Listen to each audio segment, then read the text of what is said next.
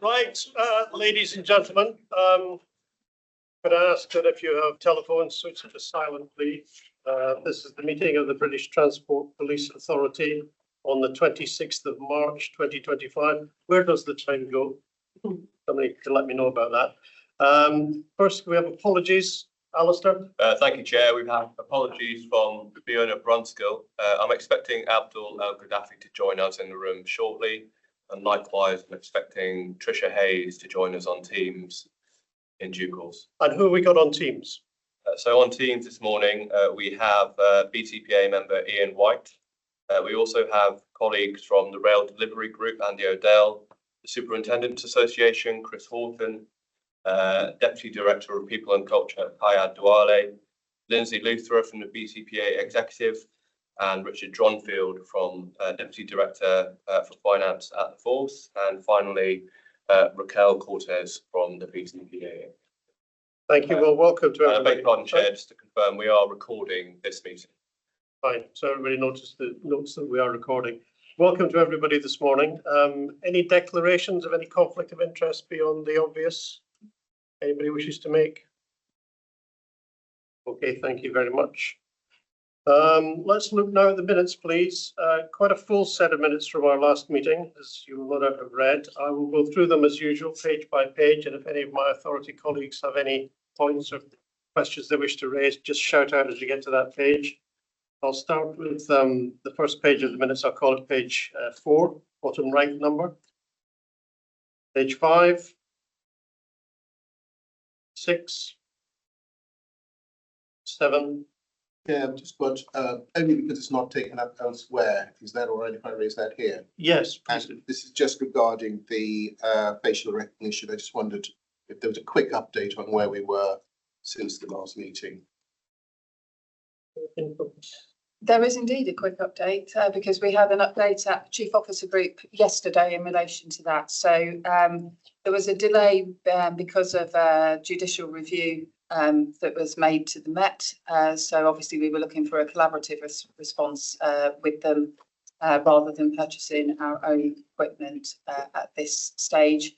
Things are moving forward, but I think we've reopened our view that actually we need to look towards purchasing our own equipment to move forward. So we would be able to have a fuller update once we know what the costings of that is. I think we were told yesterday that April is quite a defining point in time in terms of NPCC policy around live facial recognition as well. So there's a lot of moving parts in terms of national policy, Met's position, and our individual position as a force. So I think we will be making some progress as we move towards the summer.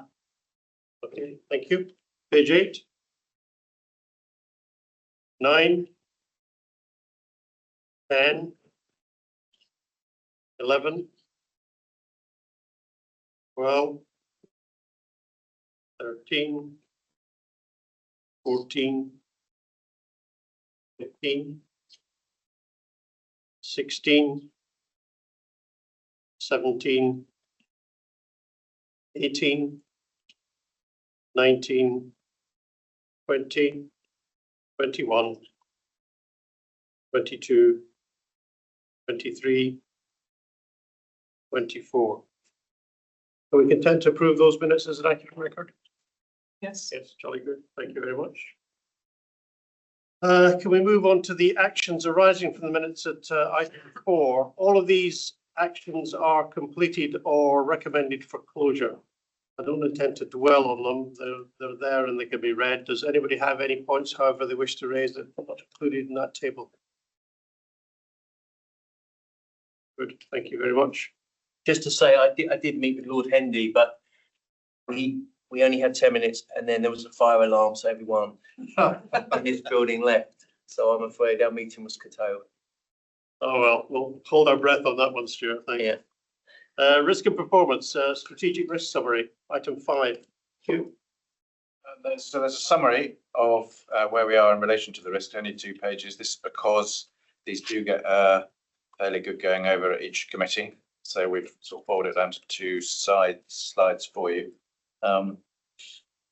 colleagues are available if there's any points of clarification or omission that people want to make. Anybody? Yes, Ravila. I just make a couple of points. Well, first one I've gone the technology risk.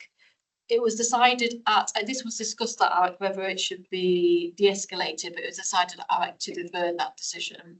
So that won't be de-escalated at the moment. And with regards to the estates risk, it was decided at ARAC that SPC would be the right committee for that to own that risk. So going forward, that'll be owned by SPC. Anybody else? Yeah. So, Hugh, it's just the partnership working risk. Just want confirmation that the workshop is going to happen by the end of March. Lindsay may have a better idea on that than me. Lindsay? Yes, hello all. So the partnership working risk has been being worked on by Kate and ACC, the new ACC, and they've already met, and this will be presented in the next round of committees for approval. Right. Okay. Thanks for the update. Anything else on this item? Pressing through this. Policing plan performance, Lucy. Thank you. Alistair sends his apologies. He's on leave, but Charlie's going to step in and take you through where we are with the policing plan. Thank you, Chief. Thank you, Chair. So I'll take the report we've read. Essentially, we're recording 5% more crime this time than we were this time last year. And our predictions are that our outturn for year end is likely to be in the region of a 6% increase against 23-24. At the same time, our outcome rate, our solve rate has declined slightly by 0.6 of 1%. The primary drivers around both of those factors are low risk, high volume crime, so theft of passenger property, common assaults, and public order offences, specifically section 5 and section 4. Obviously closing that gap was dependent to some extent on delivery of the OPM, and budget settlement was discussed in December. So clearly I anticipate that numbers will continue to increase next year. I think on current projections, say 6% for crime and somewhere in the region of 17% for demand more broadly. In relation to specific areas of crime and some areas of good progress, so robbery has been a strategic focus for the force over the last 12 months, and that's resulted in an 18% reduction in robberies and a solve rate that's increased from 12% to 15% this year.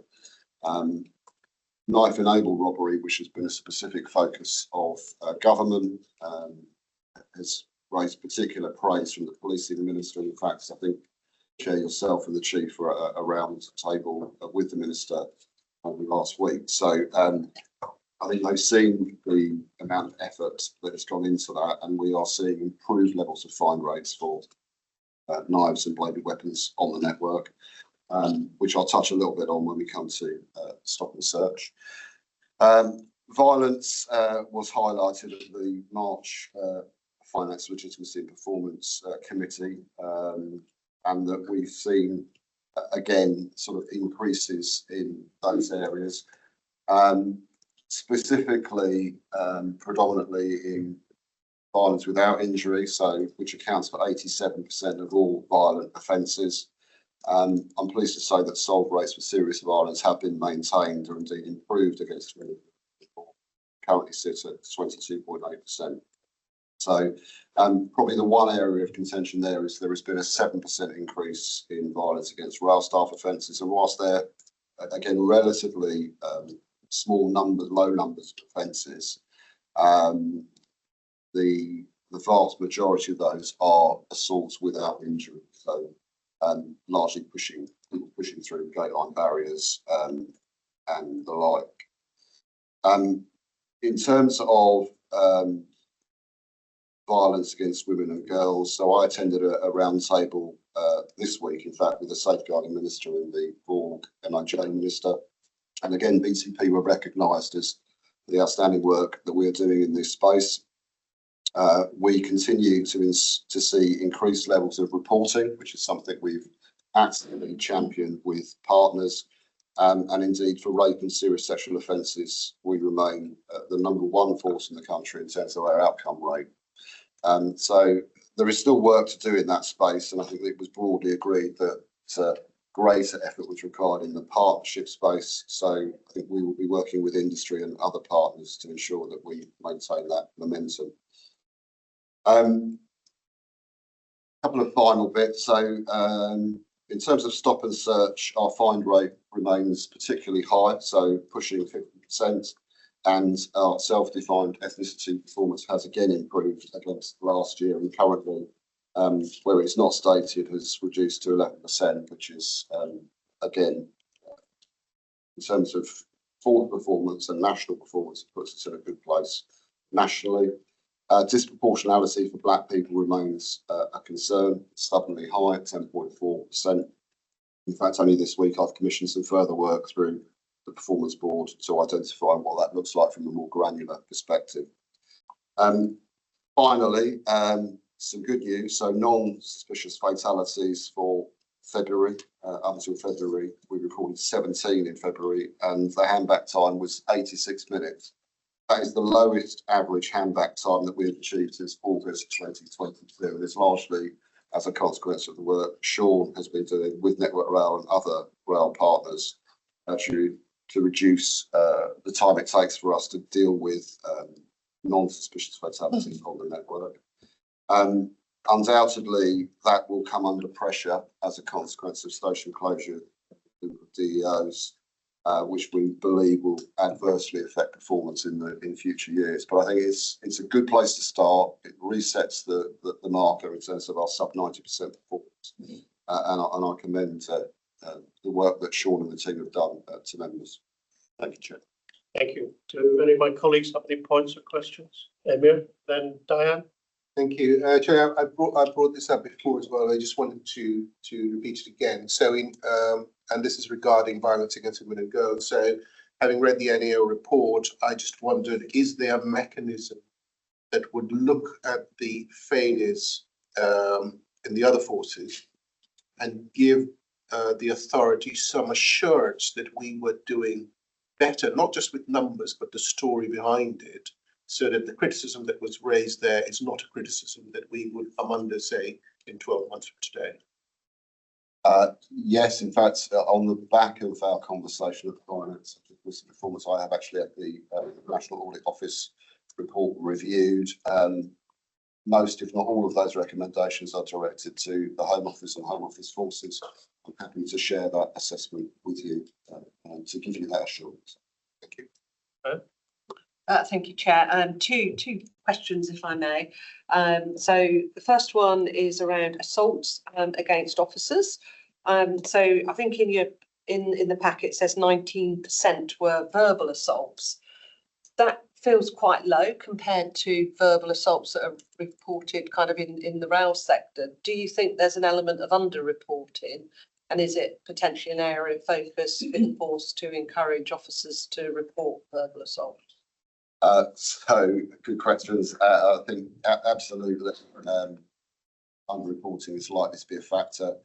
I think that to some extent has been determined by the courts, who recognise that we should be willing and able to accept a higher bar. So essentially language and behaviour that officers face is required to meet a higher standard of abuse in order to succeed in court. So consequently, officers, I think, take a very pragmatic view and say, it's not like to go anywhere, so I'm not going to report.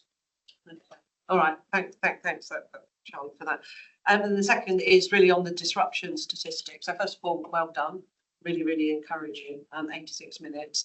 I guess I'd just like to kind of investigate whether that's also, part of the system contribution to disruption, because noting that Sean's done a lot of leadership in this area, but what other factors have there been apart from, you know, the work that BTP have done? So is the industry getting more kind of trained crew resources? So is the response times, communication better? Are controls operating better? So it's kind of a system improvement as opposed to one thing that, you know, you guys have done, not taking away what you know, the work that's been undertaken. No, and to be clear, I mean, I think it's very much a collaborative effort with industry. I think the two factors that impact handback times are arrival times, so the quicker we get there, and then secondly, the evidence that's available. So where there is a clear account of what has occurred, or even better, CCTV or forward-facing CCTV that gives an unequivocal perspective to enable us to make classification early stage. Where classification is under the 20 minutes, we are far more likely to meet the outcome target. So industry have been working hard to increase the level of forward-facing CCTV in particular on rolling stock, and I think that is definitely making a difference. I think there's still a lot to go, but I think we're seeing green shoots. Thank you. That's it, Chair. Thank you. Ryan, then Kenna. Yeah, and I think just to echo really positive stuff there on the talented staff. Obviously, trespass continues to go up a bit. I know it's mentioned later in the pack, but work on drones and getting that over the line. Is there a quick update on that, or is that covered later?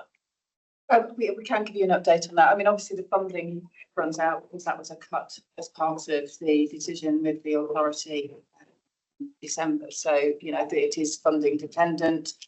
So we have had some additional funding that's coming through to us from industry, but we will naturally come to a pause moment as to whether or not we can proceed any further. I know Network Rail are really interested in the outcomes of the three areas that we will be flying the drones. I mean, as you're aware, we've now got a London flight centre. We've got 3 locations where we can remotely fly the drones. We're assessing that just to see what the benefits are as a result of our deployments. But, you know, as was outlined in the committee in December, that was something we wouldn't be able to proceed with, depending on where the budget landed. So we will have a pause and reset as we head into sort of May time and discussions with industry in relation to that. Yeah, I think I get the challenge, but I think it's one of those areas that potentially has the ability, if it gets rolled out, to actually deliver savings. It's one of those things that get the financial challenge. So if there is additional funding, it'd be good to do that. And then I think the increase that you talked about, the 5% year on year, I'm guessing that's not massively out of kilter with what we're seeing on a national picture. No, that's probably consistent with what we're seeing nationally in terms of increasing numbers. I think for us, our area of challenge is obviously managing that increase with a sort of back position in terms of funding and a reduced position in terms of resources. So that I think it will be a challenge, Brian. And I know overall crime is going to be really hard, as you say, to target that gap, but staff assaults that are up 7% and obviously police assaults slightly up as well. Is there any specific actions underway to try and get that back to a more favourable place? Yeah, because it's a smaller crime type, so it's probably the easy target. Well, you would think so. So smaller numbers, but widely dispersed. So I think that's a challenge. I think as part of the changes we're making, so obviously significant reductions in numbers and the many of those specialist staff assault assets that are currently focused on that specifically will go. So that will require then a much broader scope from local officers and response teams to actually manage some of those risks. So dedicated staff assault teams sadly are not going to. So they're going to sustain entirely. Well, they're going to significantly reduce in terms of their capacity for where they remain. Without saying too much in for decisions that are not yet made. Okay, so still under review. Okay, thank you. My question was on staff assaults as well, and the other thing I want to say was well done on the very good overall. Anybody else? Paula, then Stuart, please. Yes, just echo the congratulations on a serious violent, weapon-enabled and sexual harassment scores. That's very gratifying to see those coming down. My question for the force was really in relation to overall crime, and it's in the context of we're now 5 years on from COVID lockdown. And if you look at some of the other indicators, what's been happening to the economy, what's been happening to waiting lists, what's been happening to working from home. A lot of those areas are now beginning to reach what people are describing as steady state. Just interested in the view of the force as to where crime you think the steady state is going to be for the force post-COVID. So, I think it's still quite difficult to predict, actually. I mean, it's a great question, but I don't think we're at that sort of stable aspect. So I think the economy will drive, depending on where the economy is moving, that tends to have a natural link in with acquisitive crime and volume crime. So theft of passenger property, shoplifting, and as we see the growth of some of the railway stations as more of a mini commercial hub, I think there is still potentially more of a challenge, and there is a lot of collaborative work taking place because prevention is the best approach to that. And obviously we push very hard in terms of engaging with businesses at those locations in order to have greater prevention and to design out the crime rather than just, we're not going to arrest our way out of that problem. It's a contributory factor that we want to do prevention in the first place. I think in relation to violence against women and girls, I don't think we're at a stable position in relation to that. I think we're still seeing a growing confidence of victims and bystanders to report sexual offending. So I think that will still continue to grow in a positive way, that we'll be more aware of the crime that's taking place and we'll be able to target our resources appropriately.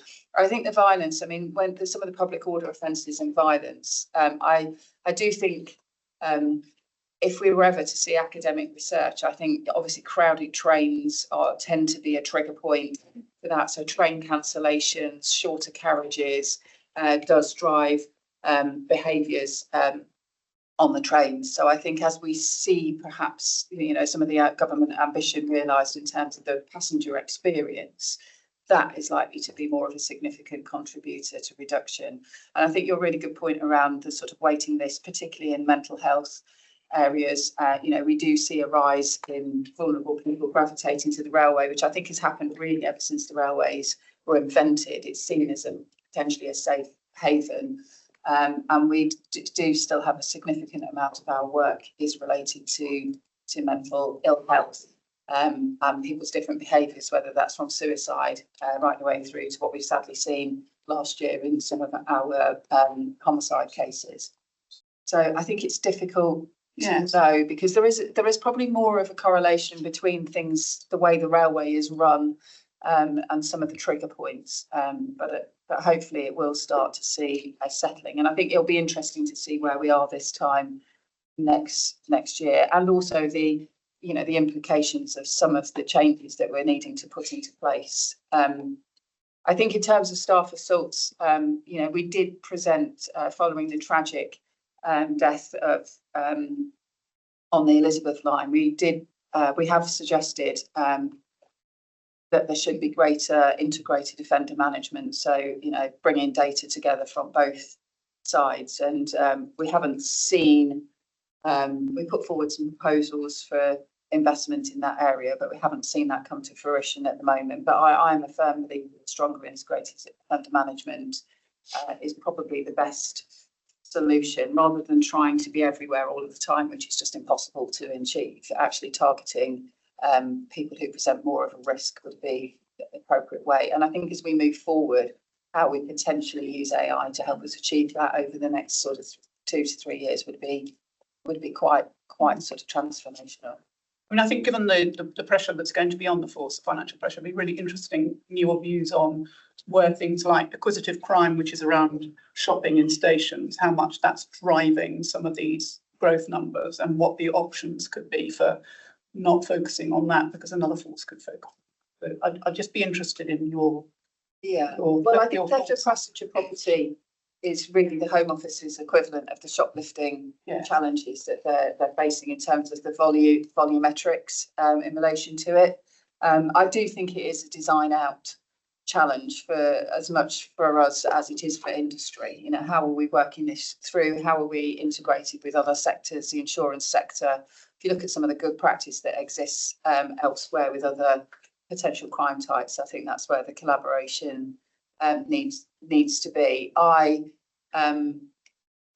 you know, I think there is a role for us, and I think the integrated security project that Ian is looking at is about, you know, I don't think it's necessarily about other aspects of policing dealing with this. It's about how the security cohort deals with it, which is, you know, having security guards to deal with that volume of acquisitive crime from a preventative perspective versus using people with warranted powers to deal with higher risk, higher end.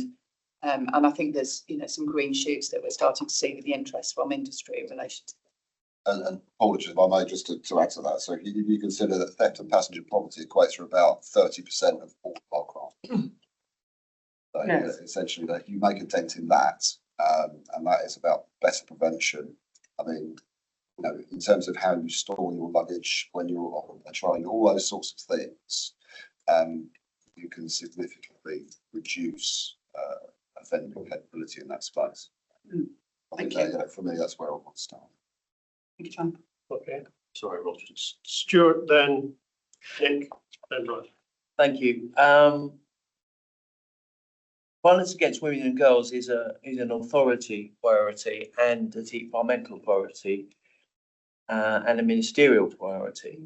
And yet, you know, we sort of appear to be rather becalmed in terms of our solve rate at 12.3%. And I admit that volume is an issue. I just wanted to ask, when we discuss this, and we seem to discuss it every authority meeting, when we discussed it last time, there were issues raised about bail guidelines, and I just wondered if there was any progress on that, and ancillary orders, and also efficacy of CCTV. I mean, I suppose the question is it a systemic issue that we're just not cracking this, or is it that there's so much more reporting? What is it? Because the solve rate worries me, given that it is a government priority, and it is rightly our focus as well. Yes, I think there are a number of factors, Stuart.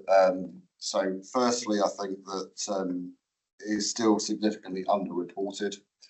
We have taken a very deliberate posture as a force to encourage reporting across the spectrum of sexual offences, which is something other forces haven't done. In many respects, we've done so with a view to improving our intelligence pictures to understand what are the drivers for offending in this space on the railway, what are the sort of key themes that are starting to emerge in terms of offender behaviour, in terms of location, time of day, day of week, all of those sorts of things that just help us improve our prevention capability. So I think we sort of went into it understanding that we were unlikely to see a significant uplift in outcome performance. But at the same time, we have worked hard with victims groups, to improve our understanding of what helps us, firstly, gather sufficient evidence, secondly, maintain victim confidence through the process. And for many of these offences, particularly at the sort of more serious end of sexual offending, that can be a very long process. We're talking about, Crown Court trials that are listed for 27, 28. Trying to keep a victim on board for that length of time is really difficult. So I think there are a number of factors that are sort of correlating around this. The biggest challenge we have is maintaining victim confidence to report, and then assuring that evidentially it meets the code test for the CPS. And as you might imagine, our interest is in charging offenders, removing from the network, preventing them from reoffending, dealing with them through ancillary orders where we can, and effectively every job is reviewed in terms of the prospect of doing so. But the CPS have a bar in terms of what will constitute a successful outcome at court, and that is immutable in current language. Now, that was discussed indeed at the roundtable I was at last week as to how do you provide a more realistic prospect for victims, for the CPS, for courts to judge an offender's behaviour. So, which is a fundamental change to how we deal with law enforcement in this country. But it's probably what it requires if we are going to make a significant dent in outcome rates. Because the reality is, even for those that are charged by police, the number of that then go on for a successful outcome at court is reduced still further. So police are putting a lot of effort in putting offences through the front door, and they're being pushed into a relatively narrow funnel. And the further you go through that funnel, the tighter that space gets.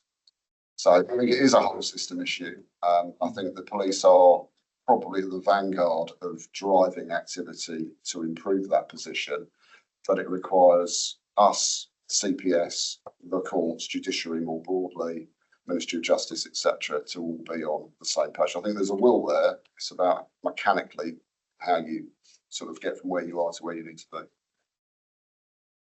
I think the Sir Brian Leveson review will be interesting into the courts as well, just to look at what some of those recommendations are. I mean, Charlie's absolutely right. You know, some of the timeframes for listing some of these offences, you know, there are victims that really do not want to be revisiting the incident 2.5 years after it took place in terms of court listing time. So, you know, that's certainly in a few meetings I've had recently. I think there's a lot of people inputting into that review, which will be really interesting. And even sort of testing evidence and the process for which victims are tested at court. I mean, you know, that is very difficult if you're a victim of a sexual offence to have to relive that, and the latitude that Defence Counsel have in terms of questioning, it is very much not in the favour of victims currently, as we currently are structured within the criminal justice system. Nick, then Brian, please. Comment I wasn't going to make first, and then the question I was going to ask. I hear everything Charlie and Lucy say about the criminal justice system, but the one thing nobody can do anything about is the standard of proof. And all the while the standard of proof is beyond reasonable doubt, it doesn't matter who decides at what point to bring a charge or not bring a charge, unless you change the standard of proof, you're always going to have a struggle to get a conviction. So I think it's maybe unhelpful to sort of start looking at different parts of the system. If I was looking at one, I'd look at court backlogs, because it was bad enough in my days as a prosecutor where you're looking at a year to 18 months, and what you're describing now is significantly worse. So I'm not surprised the conviction rates, but you know, unless you change the standard of proof, they will remain low. The question I've got, it follows up on Paula's comment, which is, I look at these figures and they're easy to look at, which is a real plus for somebody as simple as me. But what it doesn't break down, and I'd just be interested as to whether you break them down internally, is those include crimes that take place on trains, crimes that take place on platforms and at the ticket barrier, and then crimes that take place on the concourse. And as we all know, some concourses in major stations are like small towns. Yeah. And I'd be really interested to know, one, if you could capture the information that way, and two, if it was possible to share it, because there is an argument, probably not for here, that some of the work that goes on in concourses could be done by other people. But the work that goes on trains, crimes that go on trains, the crimes that go on platforms, ticket barriers, trespass on lines, all the rest of it, clearly is railway business. And what percentage of this is what I call pure railway business, and what percentage of this is a consequence of stations being like small towns with bars and shops and places where crime takes place? So the short answer is yes, we do collect data in that way. Obviously, we use it to inform the charging model, so it may change in due course. But so we can tell you pretty much to which platform and which station. So we do know how much or what percentage of crime occurs on platform, what concourse, what percentage, and we know that by crime type and geography. So it's shared currently as part of the charging model what Dean does. So yeah, I'll imagine that's available to members if you're interested in getting into that level of detail. Thanks. Brian, sorry. Yeah, and I was just going to say, I absolutely agree with what you said around the volume crime, and you can't arrest your way out there. But if you look at what some of the Home Office forces are doing with all the sort of, usually like shoplifting that wasn't on the news 2 years ago, they are starting to do some stuff where they're almost treating it like some more serious crime, going after these, because we will have organised criminal gangs that are going out there targeting particularly the long distance trains. Is there any work at all, even if I know you've got to prioritise loads of other stuff, is there any work to try and target them, even if it was just weeks of action or anything? Because 30% is huge, but I suspect that there will be a significant amount of that is being done by, organised gangs that if you could deal with them might give you a dent in that. Or is it just a case with the other serious crime, there is literally no resource and capability even for a short period? No, so I think for organised crime groups, yes, there is work. Richard Johnfield, who's been leading on the catastrophe property work, has done a lot around this space. I think we've identified particular MOs in terms of how they operate, particularly along train routes. So we know a lot more about the challenge now than we do. But the reality is that the vast majority of the 23,000 or so offences we see each year are high volume, single incident, not organised crime. And that's more challenging. I think LU, CFL, I think obviously we know that this is my challenge would be we close them out within 24 hours. I don't think we could possibly know that because we close them out so quickly. I mean, people, if we lost our phone now, you probably get a screen out because obviously we people to investigate it. So my challenge would be we probably don't know that 90% of them are non-organised crime because we just don't know, do we? Well, when you look at the profile of those types of crime, they don't lend themselves to the sort of circumstances that suggest organised crime. What we do know is places like LUTF, etc., they do get targeted by specific gangs, generally from overseas, generally from a particular part of overseas, which we are aware of and we do actively work with. Okay, that's reassuring. So for those we do know about, we are proactive in that regard, and we have got very good international liaison with the relative government. And what has become more well known as a consequence of the work Richard's done is how that affects, long distance train routes and the MOs of those offending on those routes. Okay, that's reassuring. I think what you are right, Brian, is if you lost your phone, it would be screened out quickly. Sort of stolen. Because I think the reality is as well, there is a percentage of that crime that is actually lost property. And at the moment, there is a disconnect between the rail industry's lost property list and our crime list. And you probably will be aware from some of the papers, there is a project that is underway, which is looking to reconcile data between the two, which I'm pretty confident would see us getting to a more realistic overview of what the theft of passenger property is. And I think in relation to the organised crime, it's, the way our intelligence structures operate it and the way our crime recording is, if it's been a day which organised crime is targeting the railway as opposed to individual opportunists. So I think the two are quite easy to disaggregate and work out whether it's organised crime or not. And Charlie's right, there is a lot of work that we do in relation to the disruption of organised crime groups, which is really good and has been really productive as well. But a big, as part of the future, if the pilot is successful that we are looking at in terms of the technology, that's when we will be coming back to the authority to say this is an innovation that has proven to work through a pilot. It's reconciled lost property data against our crime data, and we are recommending that this, with the appropriate investment, becomes industrialised in order to have a true and accurate reflection of theft of passenger property. I think if we get the facial recognition stuff we talked about again, that could be super helpful. And I think we should rope that into the integrated security pilot, because I'm absolutely convinced the first bit of facial recognition we'll get will be private on the rail industry. It will be Sainsbury's, it will be a Tesco. So I think we've got to be really careful when we're talking about facial recognition. There are some very strict legal criteria, in particularly in relation to the gravity of offences that we look at. So we're certainly not suddenly looking to put it out there to just detect any and every offence. So I think, recognising this as a public meeting, we have to be very careful. We are there to prioritise and reflect the current legal framework and the MPCC guidance in terms of live facial recognition. We should also push the boundaries on what that can do, because yes, there's the framework, you're right, we need to tread carefully, but we should be, the technology exists and we've got obviously have to balance resources that could act on it. I think there is opportunities, and it would be, as you say, the serious crime. I think if the private sector want to do stuff on their property and push legal boundaries, that's the matter to them.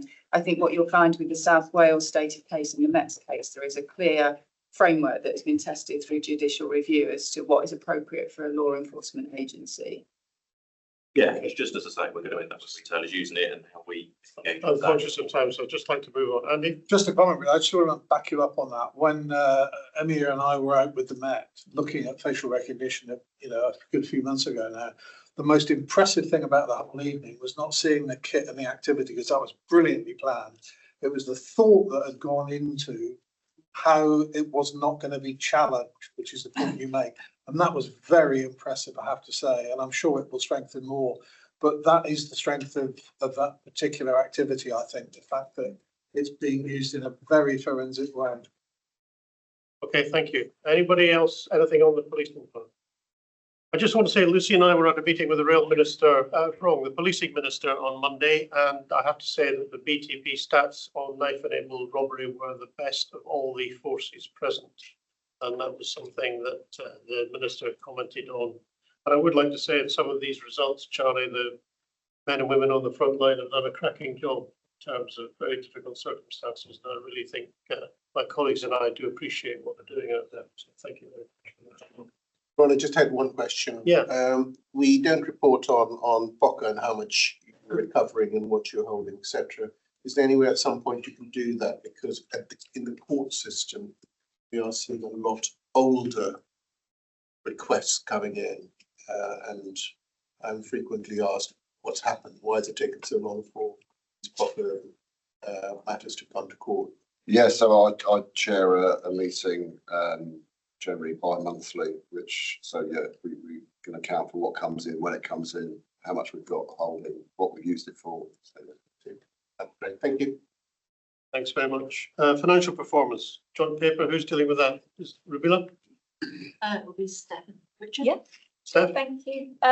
So I think this is the penultimate time I'm going to be talking to you about this year's budget. I feel like I have told a very similar story at the last few committees, but just in the interest of time, I'm not going to go through last couple of quarters like the seasons, but at the last authority in December, I reported a P7 pressure of 1.8 million and said that we would hope to report to the Q3 Finance Legitimacy and Performance Committee a position much closer to the bottom line. So pleased to say that that was the case, and the forecast for Q3, the P10 reduced to just 500,000 adverse. P11 reporting is what you've got in front of you today.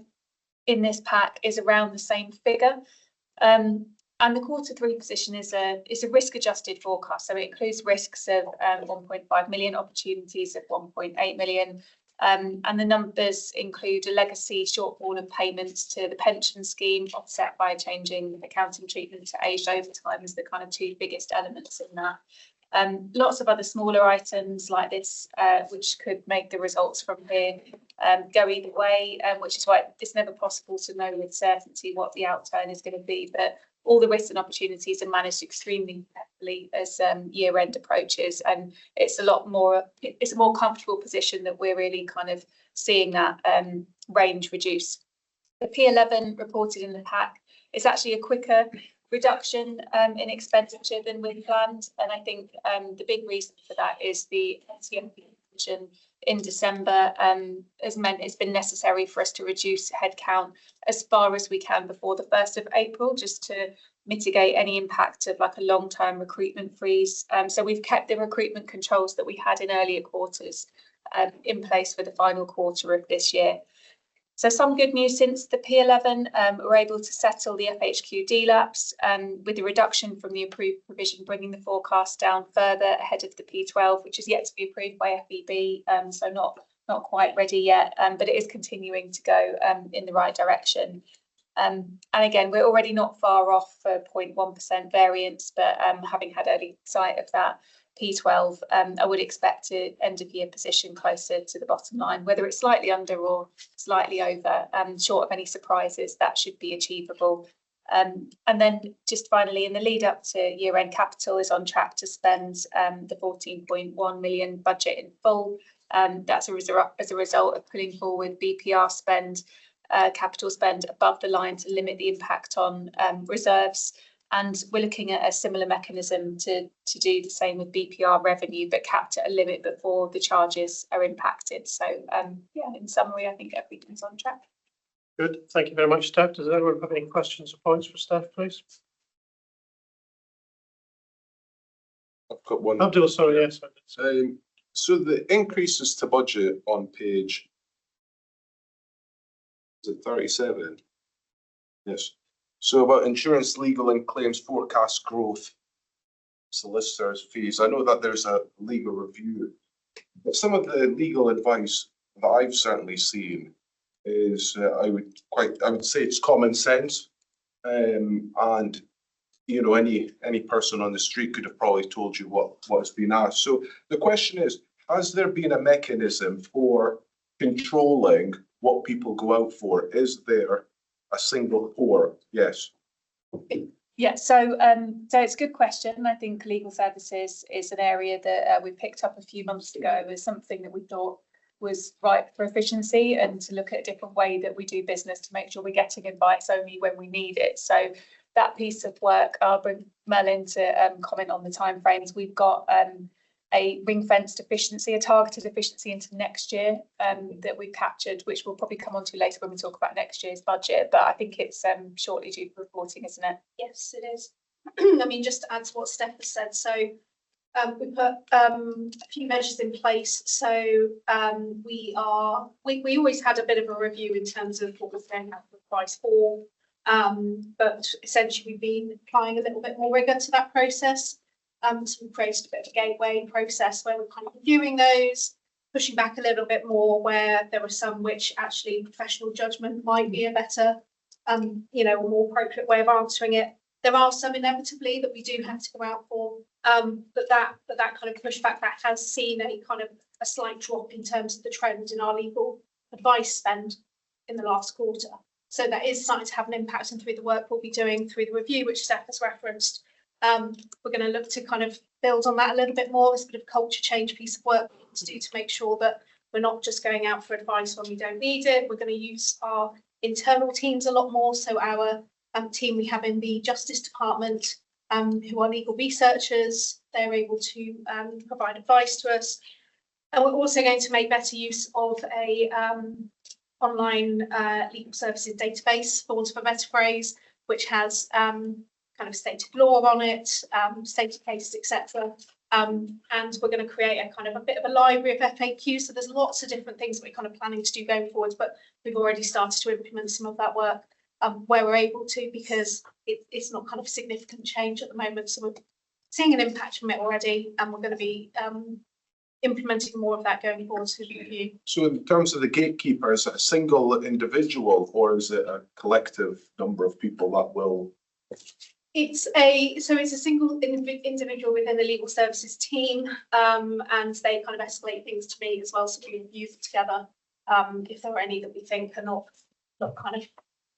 But isn't because Waitmans do the legal work, it's of benefit to them to outsource things because they get more money. So I'm assuming that there's quality control and things are actually checked behind the scenes because it's in their interest to put out things as much money can go out, because then they get it all back. And so the team that we have internally, the people who are part of the gateway process or who need that, they don't work for Waitmans, they're BTP employees.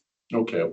So they are reviewing requests that come in, whether that's for legal advice or whether it's claim, whatever it is.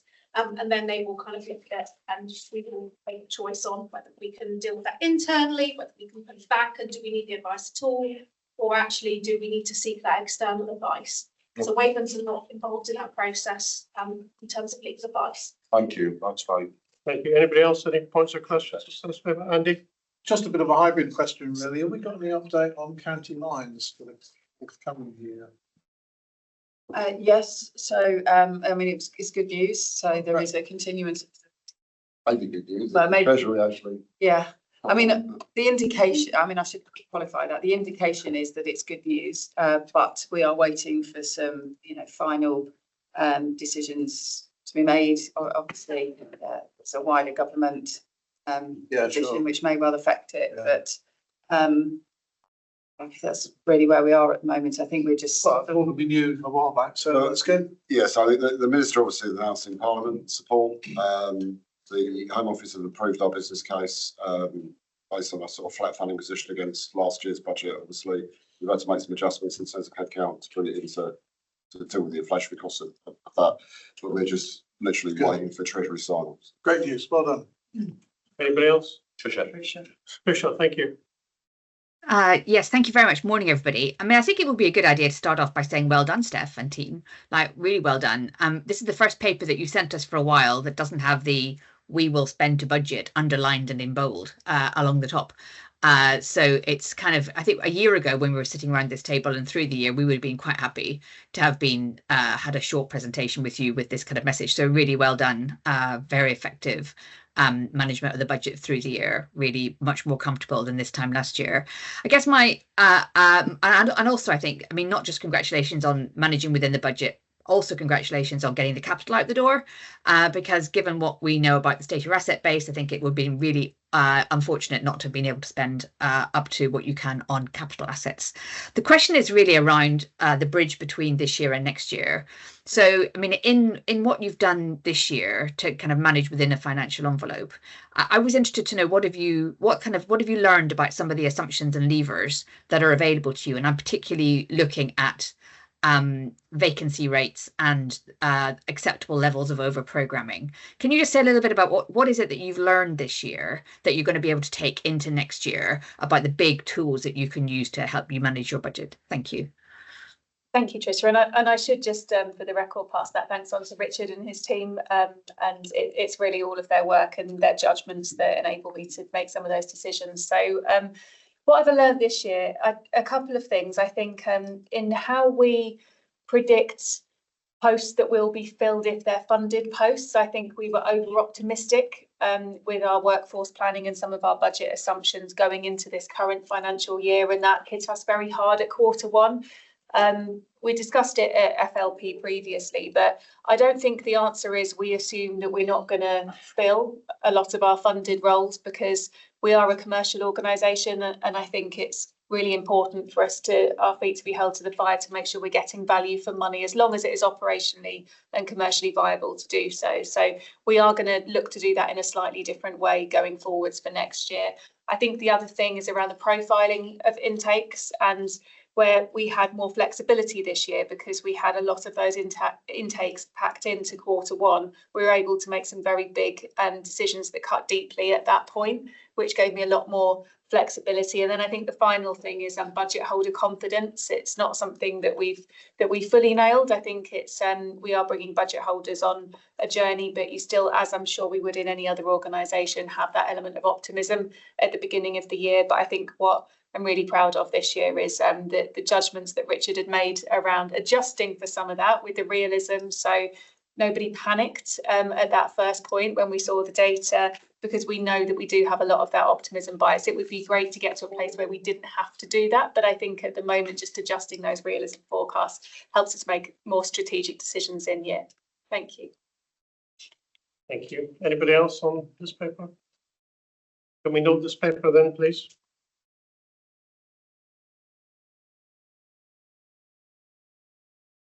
Now to finance, the item 8, 23-24 outturn versus budget.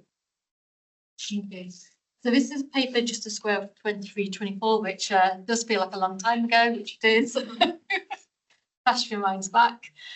You'll remember in December 23, the authority approved 8.5 million to be drawn down from reserves to fund the 23-24 pressures at that time. We also received additional budget cover from DfT of the same amount.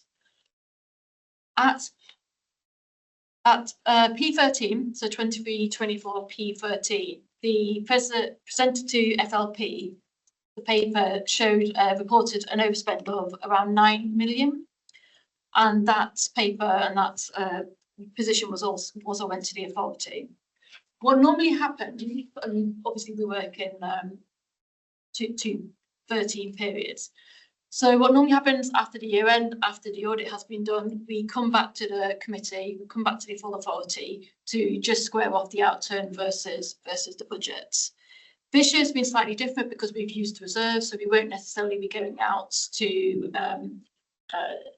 include any over underspend against charges in the following year. What happened after audit adjustments, etc., and accounting adjustments was the final outturn was nearer to 9.5 million. So that is an increase of around 1.1 million on the approved use of reserves in December 23. The reasons for that increase includes increased non-pay, including £500,000 for premises costs, and also adjustments to income to reverse incorrectly accrued income. One thing I would say is that final outturn of 9.5 million didn't result in a breach of any of the DFT budget control totals for 23-24, and that is partially because of the way that our reporting translates into the various lines in the budget, DFT budget control totals. So we're just recommending to members to approve an increase in the reserves drawdown for 23-24 of just under 1.1 million to cover the overspend, the outturn overspend from 23-24. Thanks very much. Any questions or points, Abdul? The 1.065 million, is that proposed to over a X number of years to find that money to reinstate reserves to that sum? So that would eventually be a decision for the authority, but that sum came out of reserves. We're still quite a bit above our prudential cash reporting threshold, so we did have the reserves available for that, and we did receive budget cover from DFT as well. So as it stands, we can just take that from reserves, but obviously if there is a decision going forward, that's kind of a different decision, but at the moment we're saying to take it from reserves. So yeah, I couldn't support if it's not reinstated over a X number of years. I think whilst it's an additional 1.065 million and it didn't result in breach of DFT budget control, I think reserves are pretty important. So I would like to see, in terms of that particular sum, that it's reinstated to the reserves over, whether it's a 5-year period or whatever that period may be. I couldn't just support taking the money out with no intention of replenishing the reserves to that sum. That is the decision, on the 8.5 million, that is the decision that was made. No, I on the understand. initial 8.5 million, that was the decision. But we find that sum of 1.065 if it's an additional, because it's an additional sum of money coming out of reserves, notwithstanding the 8.5. Yeah. So, I mean, I would say so. Fair point to make. The proposal is that it does come out of reserves, and therefore the level of reserves will reduce at the moment.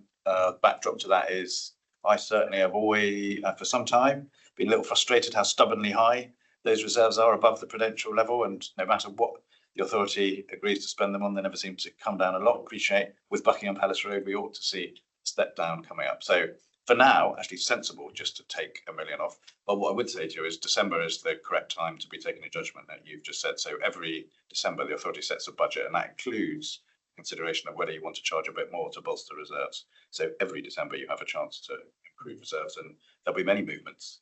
You should take them all into account when you make your December decision. But then that would involve charging more out to industry. That's how we raise reserves. There's no other way. But there's other ways of finding further efficiencies within the force to then replenish those reserves. Well, that's my position. I've noted what you've said. Anybody else? Paula? Yeah, I just wanted to know what the reserves were. It's difficult to take a decision without knowing its impact on reserves. So it would have been helpful to have had that within the paper as the first point. And the second point is just really to echo what Tricia said about how impressive the performance has been this year compared to a year in which it was necessary to take 8, now we're thinking 9 million out of reserves. So just to echo that, thank you very much. In terms of the reserves, it's within the finance reports. The page 39. Finance reports, it's on page 39. Thank you. 39 of the pack. Thank you. Ian? Thanks, Chair. I just wondered, given the issue Abdul's raising, whether we need a reserve strategy so that we have a longer term view about where the reserve should be. We can then decide whether to reduce, or whether, if we're making a decision like this, it would take us to a position where we'd need to start looking at a payback period for increasing the reserve again in line with what's come out. We've got one. We've got one. So what does it say? Has been reapproved by the audit committee in the last month, so it's in the audit committee pack, and it defines a certain level of reserves that we hold. And so would that suggest we should be reducing reserves in line with where Hugh was going in the answer? And if so, is this the best way to reduce reserves? Or would it be better to use reserves, if we're going to reduce them, to invest in things that make day-to-day savings going forward? Dean, I think that's a point. The last point Ian makes was a very valid one, especially with the innovation fund and all these things. And is it the green? I think, yeah, it is the green. So it is the green, isn't it? The green line. Blue one until now, and the green is forecast. Yeah, so it's continually going down from near enough 50 million to 33. Any other points, Steph?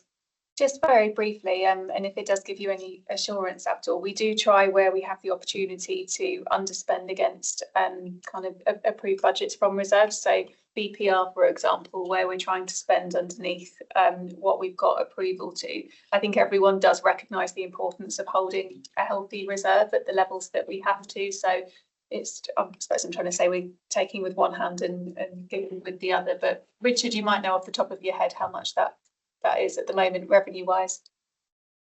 Yeah, so we are on the London estates. We're coming in a little bit more than 2 million under the budget, including contingency, and actually about £1 million, I believe, under the budget, excluding that contingency level. So I think what the additional charge out here costs, we are paying back effectively through the BPR transaction. But I couldn't agree with Hugh's summary more at the beginning of that we have chosen to use reserves to fund us at the moment to fund the London estates work, and that because we know we have a small surplus in that area. So I think we can manage the overall reserves position without a need to put that back at this point. Trisha. I hesitate to wade in on this issue because it's such a kind of Iraq has got it nailed. But I just want to caution against any colleagues for encouraging us to take an overly cautious position on reserves here. I kind of very much agree with Hugh. I mean, particularly, the prudent reporting threshold needs to be seen in the context of the nature of the organisation, its position in statute, the risk that it's actually going to be significantly kind of wind up and have to incur costs. So I think the kind of the way the trajectory seems fine, and the opportunity to use reserves above the reporting threshold to deal with pressure seems incredibly sensible. So I wouldn't overthink this one, to be honest. Thank you. Yeah, so Trisha, thank you very much for that. I agree with yours and Hugh's position, particularly as the additional accounting officer. I suppose the bit that would worry me, Abdul, in terms of making savings, we've just gone through what the performance challenges are likely to be. To top up an already higher than necessary reserves in line with our policy and potentially reduce the service to passengers and the public, feels to me a challenge. If you're going to cut in the force to top up the reserves, then there is something that we are not going to be able to do as a force. So at the moment, I totally support Hugh's position in terms of where we are with the reserves against the policy. And I think our priority has to be about making sure that as we move forward into what's going to be a really difficult couple of years, that we are as best invested as possible to provide a good service to the public in the rail industry. Anybody else? Just a bit of context, the Home Office police forces were heavily criticised for holding too much reserves. I've still got the scars of that one. So getting down to whatever the level is, absolutely, whether you choose to recharge it, keep it somewhere else, but holding too much reserves, if you take a purist public money approach, this is money that should be spent on policing, not sitting in reserves somewhere. No, but it's the point. I think I accept your point, Craig, and I agree with you, but it's in relation to looking at what the force can deliver in terms of innovation, spend to save, etc., where I've always said I'd be happy to support the use of reserves, but having them at an appropriate level so that they can be targeted at things that will actually make a meaningful difference. But I agree with you. You know, holding too much reserve for the sake of it is not where I would want to be either. And I think that's where we are at the moment. Okay, I'm conscious of time in this paper. Are we content to approve the recommendation, the increase in the reserve drawdown of 1.065 million? Yeah. Thank you. Thanks very much. Balanced budget. So, did you want to go first, or no? You happy? Sorry. So this is our next financial year, so the third different financial year that we're going to talk about. And I suppose it's a bit of a part two from the conversations that that we had in York. In summary, and I hope you've taken from the paper, we can balance the budget next year, and the paper sets out the method to doing that, at least in the first part. I did say previously, time isn't on our side, and it does dictate some of the choices that we'll have to make. We start on the basis of assuming the need to fund the people and services that we have in place now, and I'll come on to how some of that will change. So based on price, portfolio base, less the efficiencies captured from future networks and BPR, which are effectively happening anyway, that leaves us with a £8.5 million shortfall as we go into next year. The first thing we did as a Chief Officer group back in December is review what was in the other building blocks of the MTFP, just to see if there was anything that we'd proposed within the later priorities that really is essential when we stood back and took stock of what the budget was going to be, even at the expense of reducing our BAU costs further in year. So these are the things that that were really high priority. As part of that exercise, we agreed an additional £1.4 million of critical growth.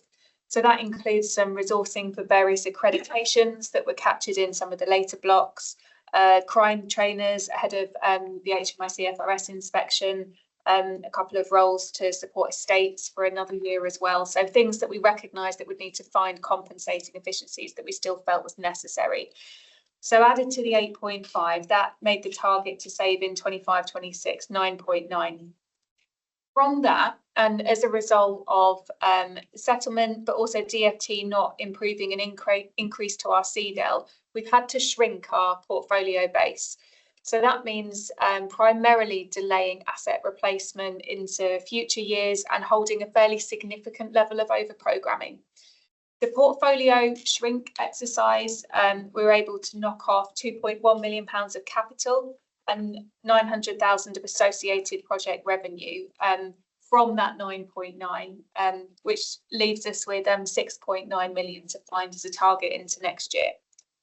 So after that point, what we did, and members will recall within the MTFP paper, there was a choice efficiencies block with some of the elements that we thought we can be more efficient in these areas, hopefully enabled by a glide path through a force on the move to do that with project resources profiling as part of our proposal.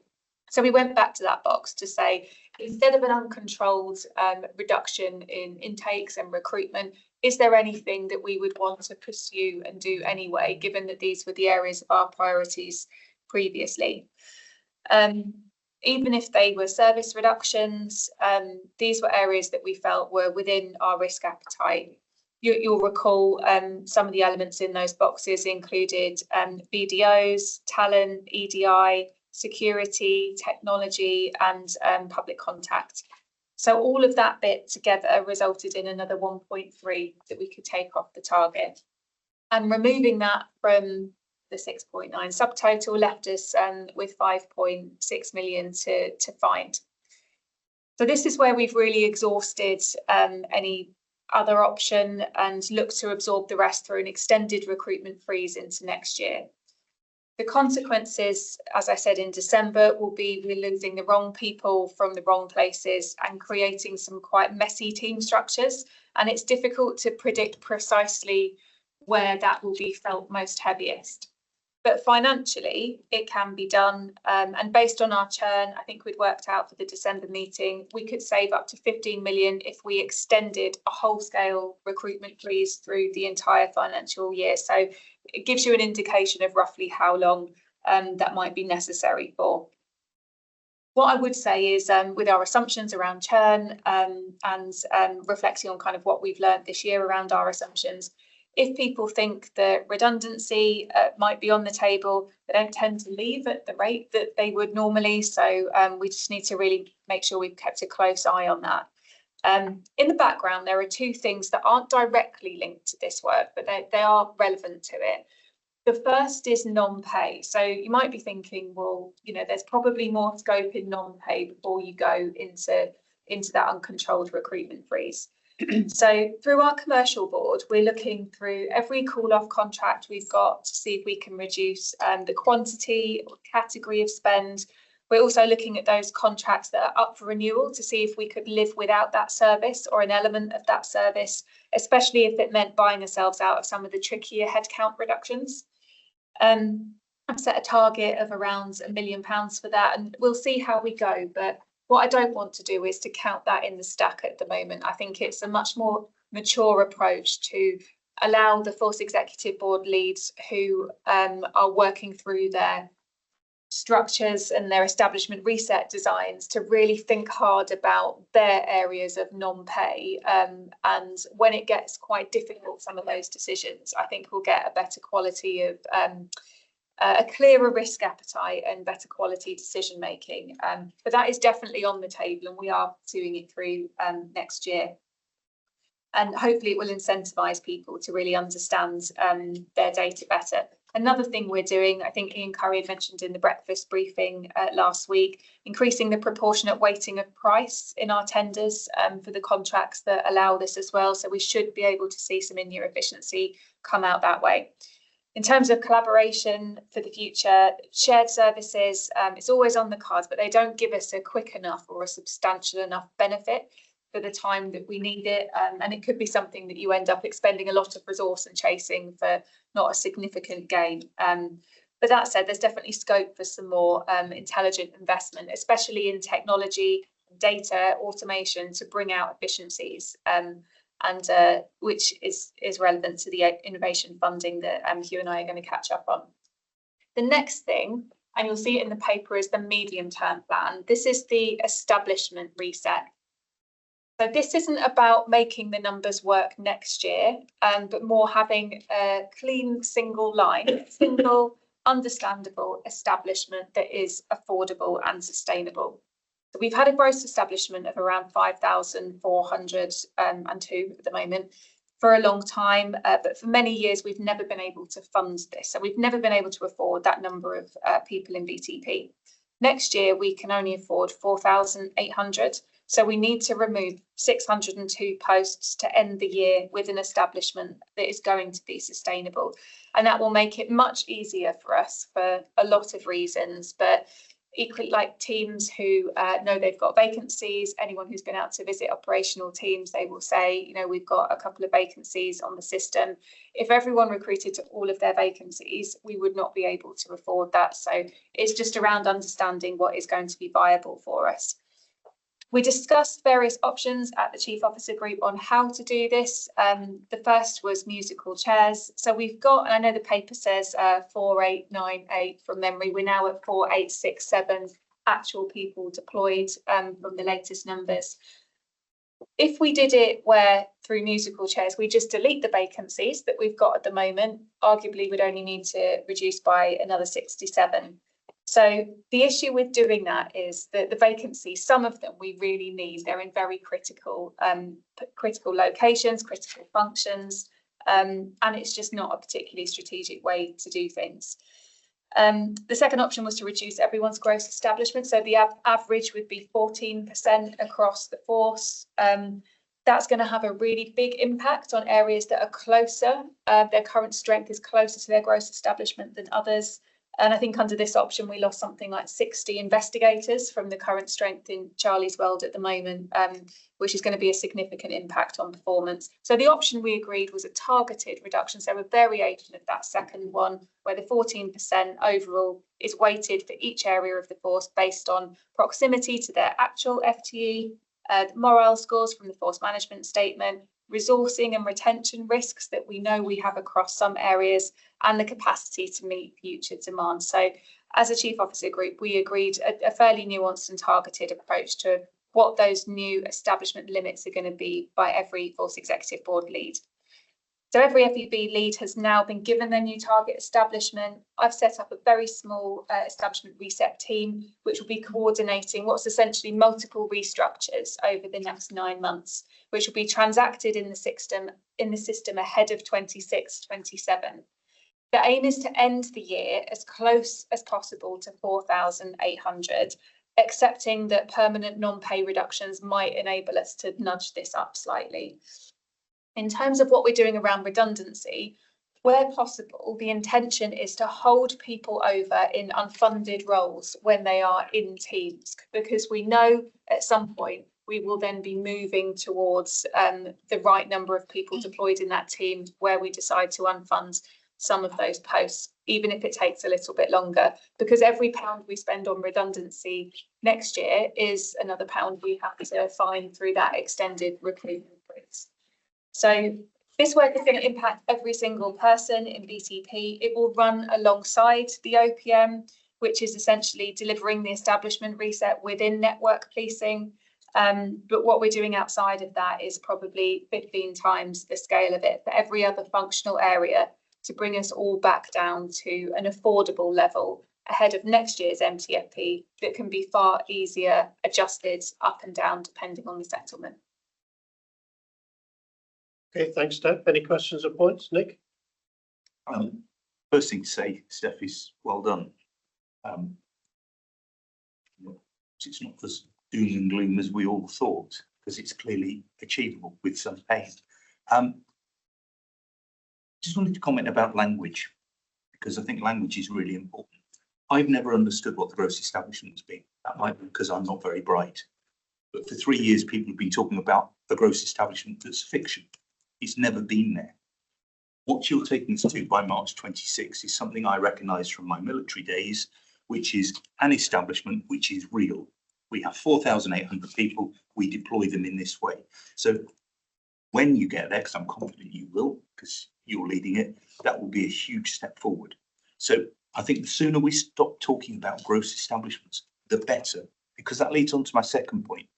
Every time a member of the authority speaks to a member of BTP, whether they're police staff, police officers, they talk about cuts. We shouldn't be talking about cuts because the budget hasn't been cut. And yet I hear it everywhere.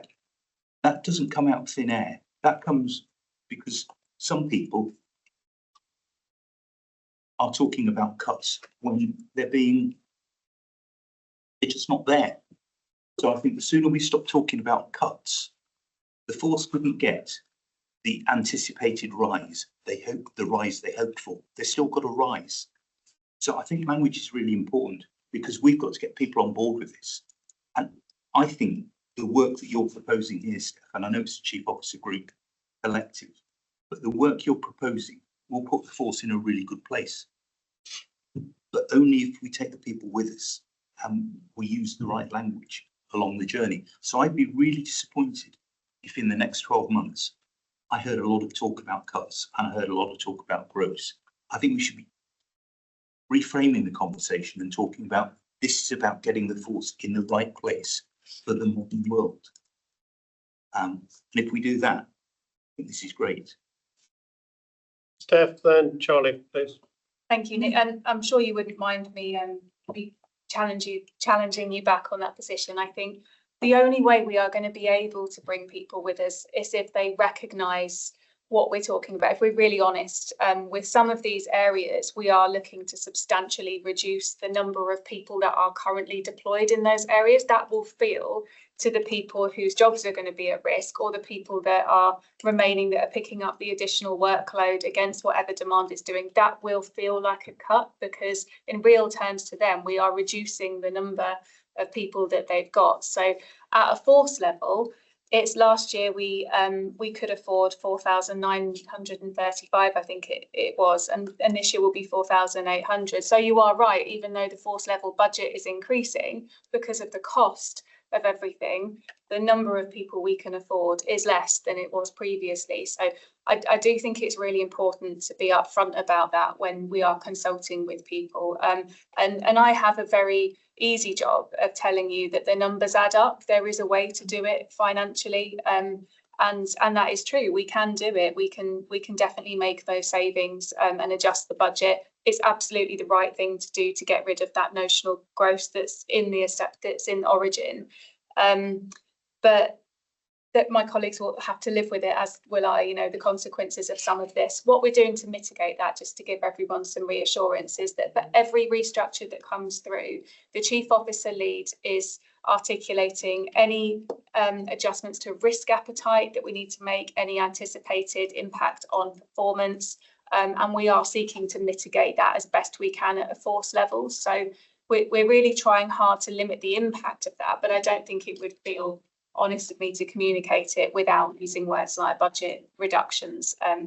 But it's not a budget reduction. The budget this next year is bigger than the budget this year. That's force level. That's a fact.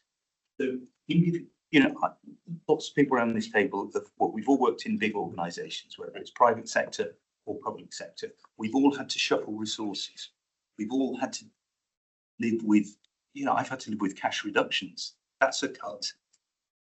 You know, I've had to live with smaller increases than I would have liked. That's a redeployment of resource and rejigging your aspirations. But I do think it is, yes, individual parts of the organisation may have fewer posts on their establishment than they currently have.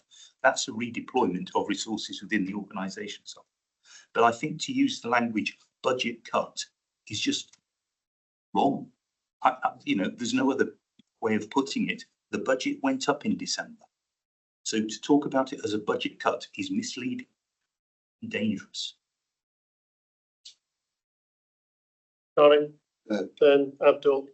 Thank you, Chair. And Nick, I think equally language is important. So I think, you know, the sense that this is painless or won't be painful is just not accurate. I mean, going back to the earlier point I made, so we anticipate crime's going to go up by 6% next year, demand's going to go up by 17%. Certainly in my command alone, 128 fewer people than I am this year. So trying to deliver the same effect, trying to deliver the same outcomes for victims and the public is incredibly difficult when you've got fewer resources and growing demand. And that is reflected across the organisation.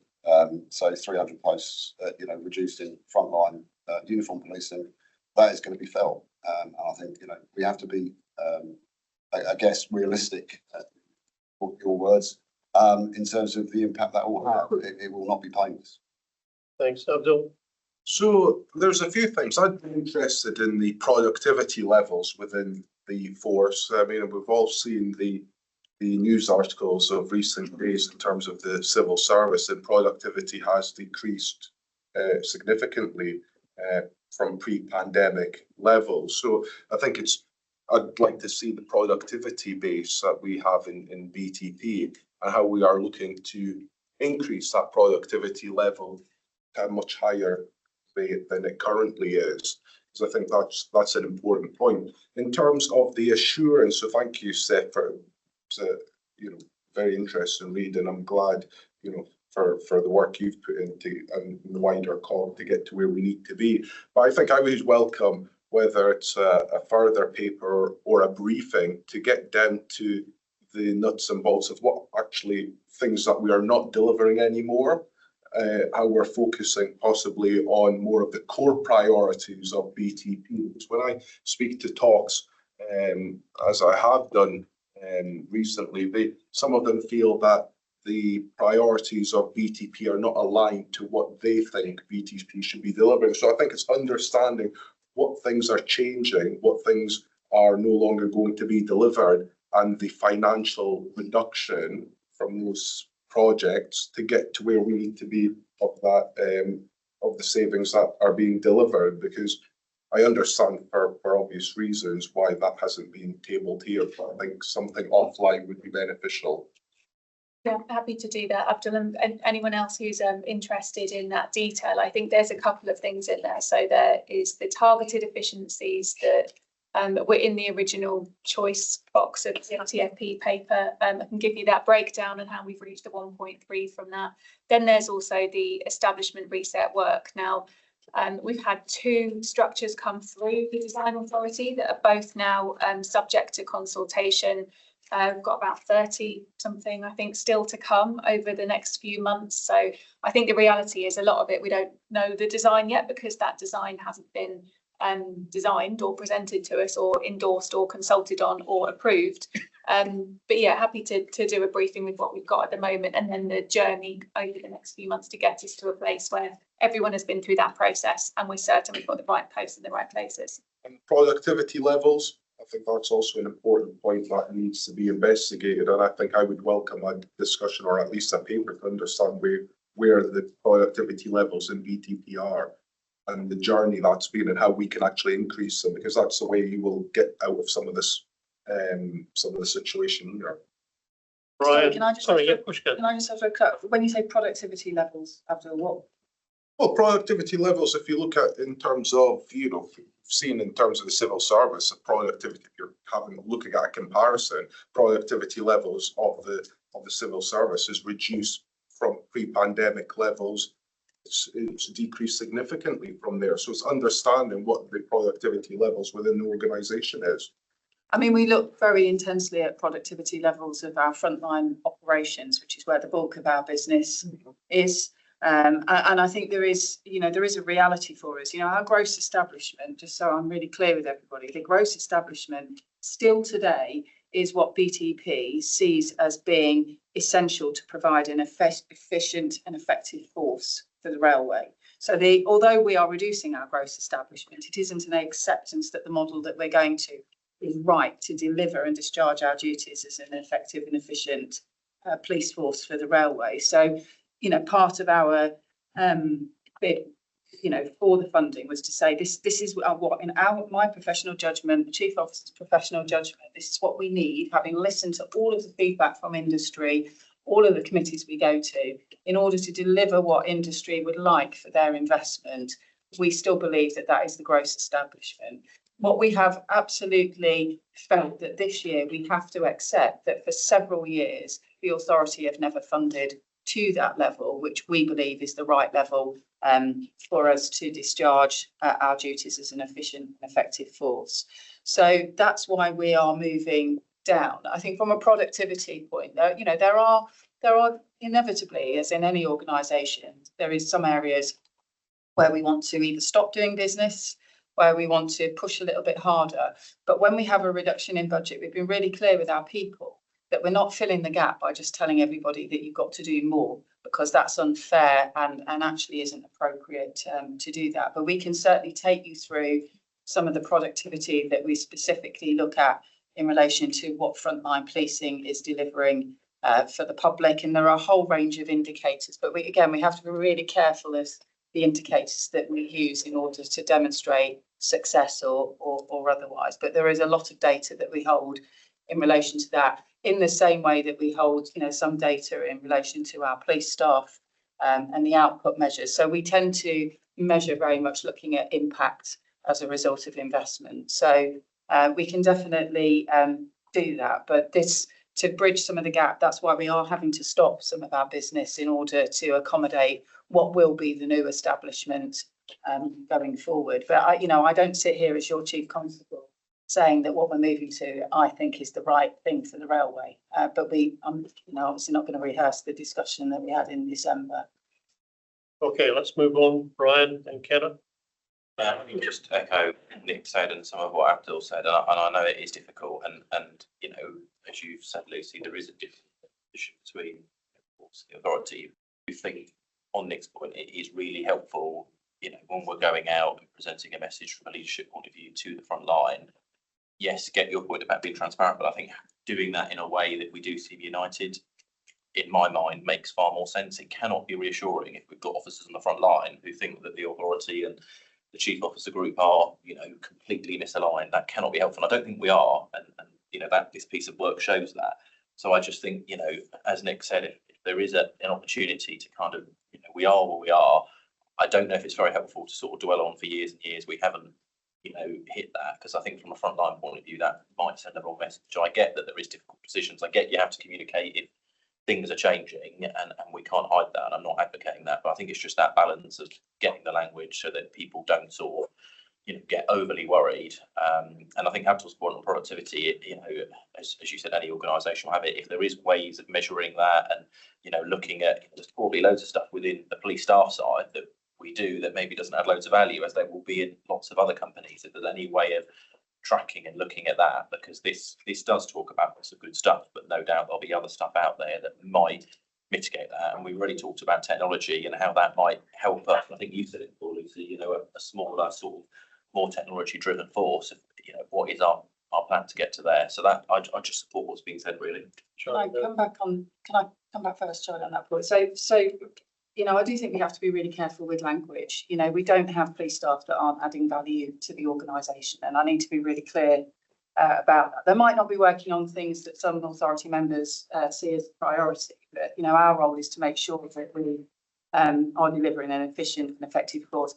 You know, Brian, I would love to be able to demonstrate a narrative to our people that shows us in alignment, but we are simply not in alignment with the decision from the authority. But what we are doing is, as a professional organisation, we have accepted the budget settlements, and we will design a police force that is smaller and is focusing on the right things that are aligned to the strategy, which, you know, I would hope every authority member would expect us to do that. There is a real-term cut of 8.5 million when you look at this, just in terms of, if you could take the pay and price box, as we went through, the force was going to be more expensive this year, so we have got to make some cuts.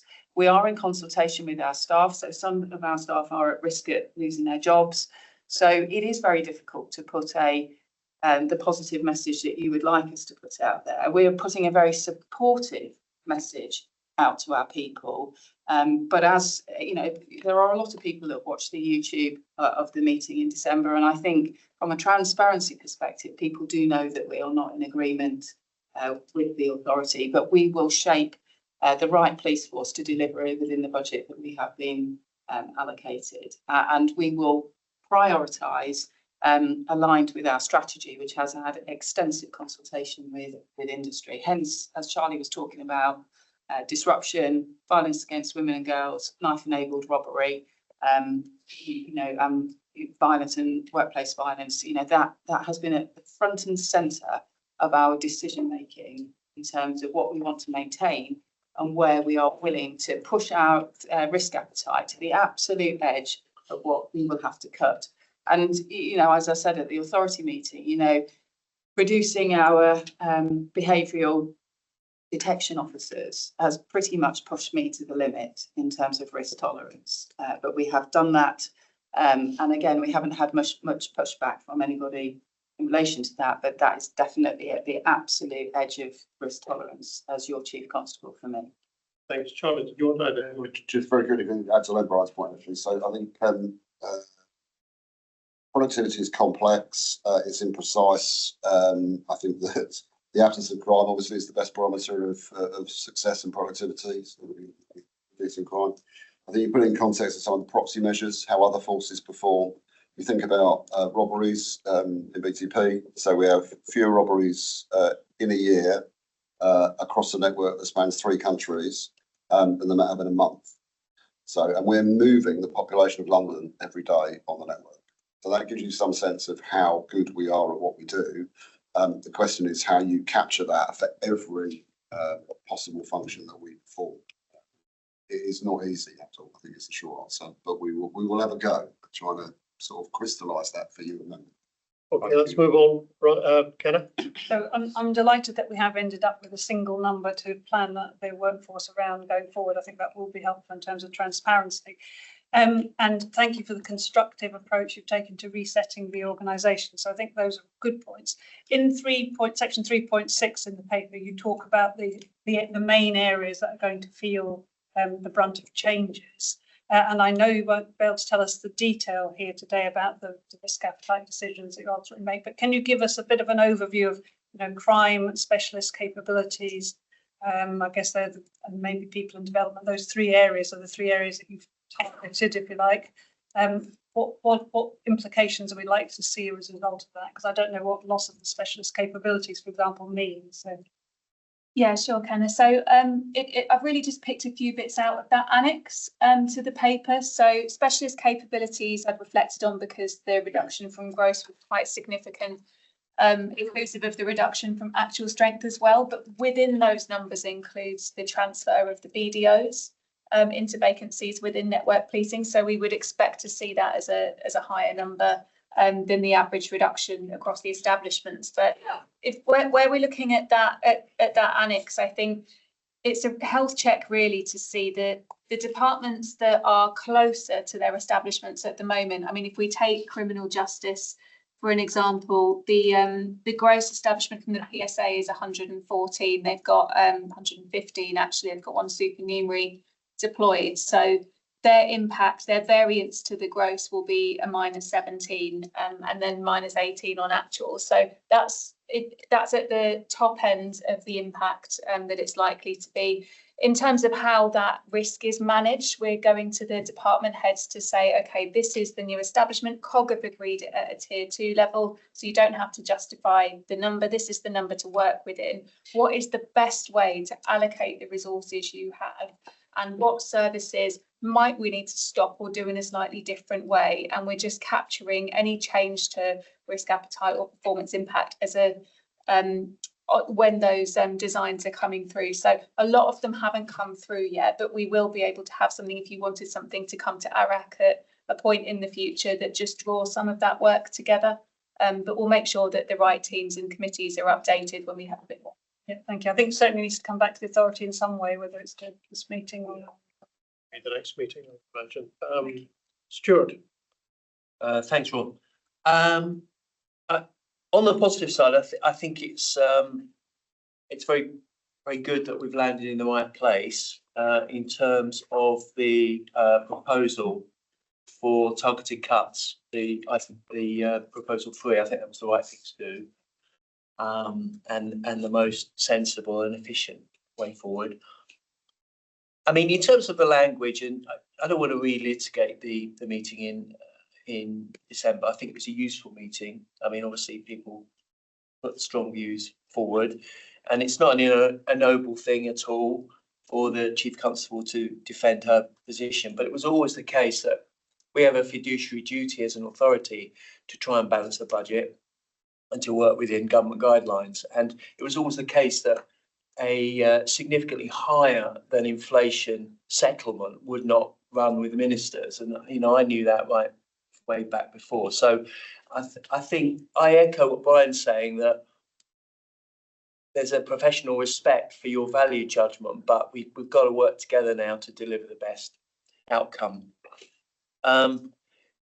In terms of the report, I mean, I've got to say, this is what I call an FOI-able report, in that you can FOI it and only the most zealot people will actually want to read it and go through the FOI process, because it really is quite opaque. You know, I find myself, I made a note here. What are the core items? What are the non-core items? What are we doing now? What are we cutting? What are we keeping? What are the actual activities?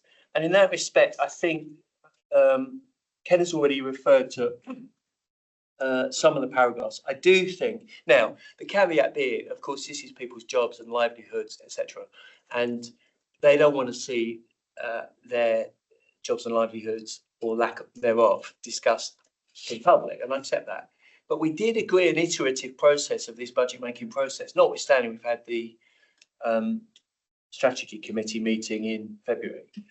And what we've got here is a quite dense and opaque report, which doesn't really take us into the granular detail of what will be the real impact for us to make a value judgment. So particularly paragraphs 3.5, 3.6 and 3.8 could have been, 3.7 actually as well, could have been more detailed in a tabular form, in an options form, for us to make a decision. Because, yeah, broadly speaking, the numbers are fine. 98 FTE is better than whatever it was, 200 plus. But nevertheless, I think the report, there's no criticism because obviously there's been a huge amount of work in this report.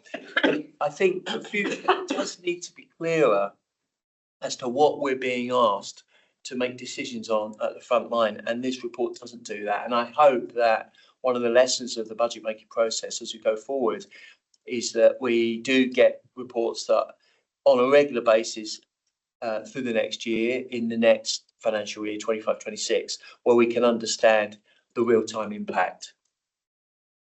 So yeah, it does make sense, Stuart. Thank you very much. And, you know, just for clarity, you know, we are really committed to working together with the authority, despite the fact that there's a disagreement. I mean, we want to work together. I mean, we're not asking you to make a decision. I think that's probably where there's a little bit of confusion, because obviously, you know, we have been allocated the budget. We will apportion that and work through that. And in effect, that's just the way that it works in terms of my operational independence.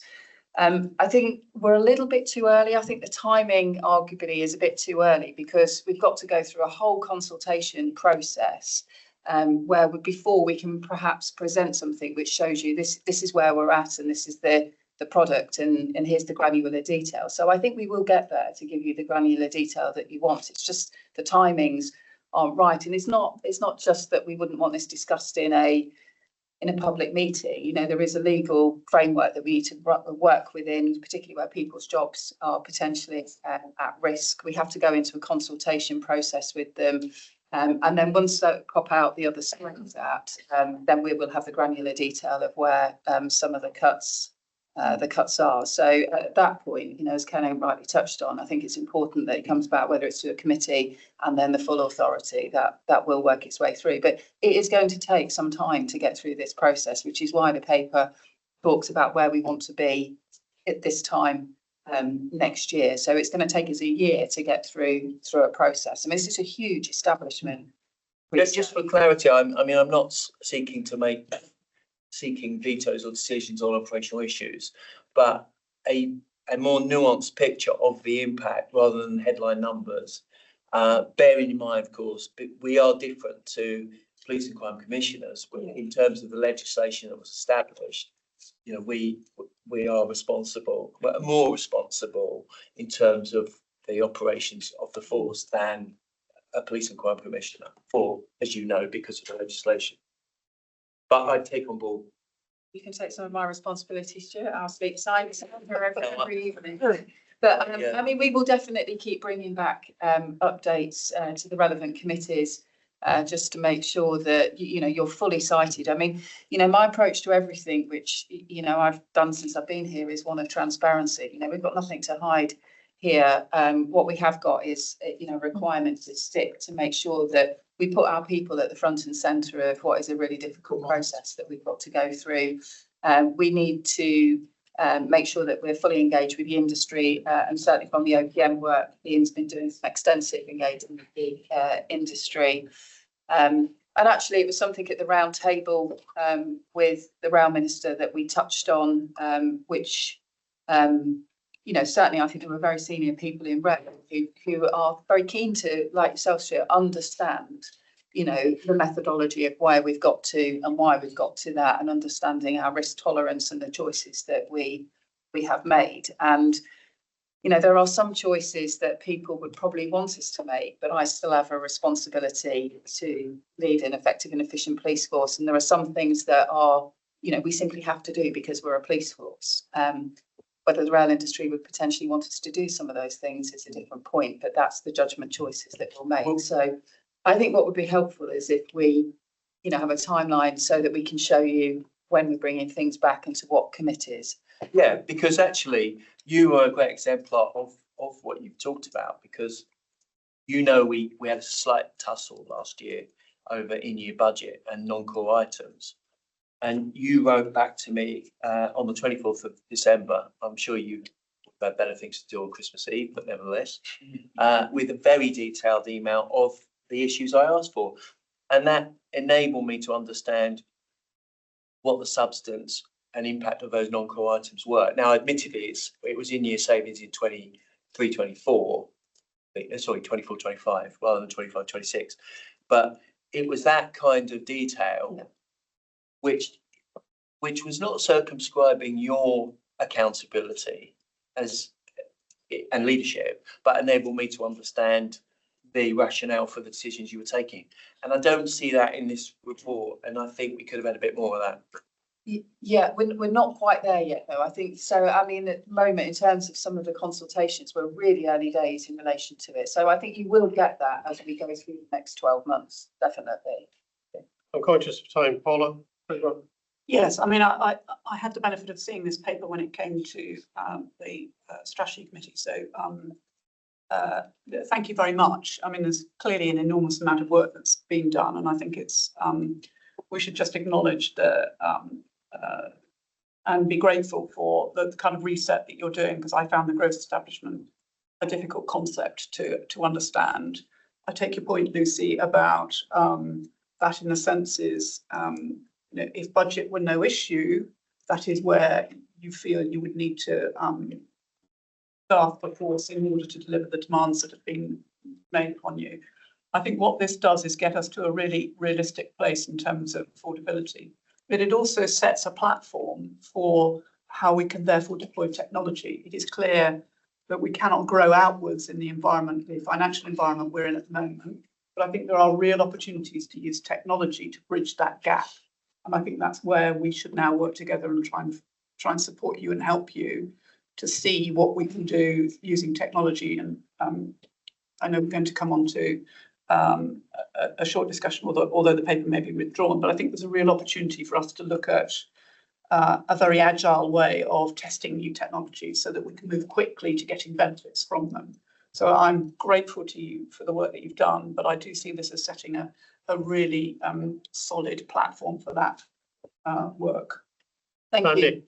Yeah, and yeah, go. If I just, Paula, so thank you very much for that. I think just touching on the gross establishment, I mean, when you go out there and you see our people, this is something they've had in place for a long time. So they are expecting people to turn up. So, you know, our gross establishments and associated bid in December, it arguably isn't a new thing. It's been around for many years, predating most people probably here in this room. So when you see the people and they'll say, well, we're short of people, it's because they're expecting this gross establishment. I know, Andy, you've picked up on this before. They're expecting these people to arrive.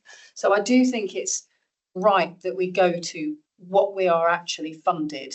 And this is the best structure that we can have within the funding envelope. And I totally agree with you on technology.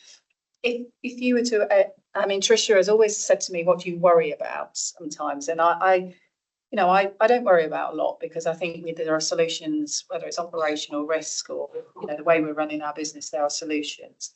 I think with technology, there are two buckets with technology.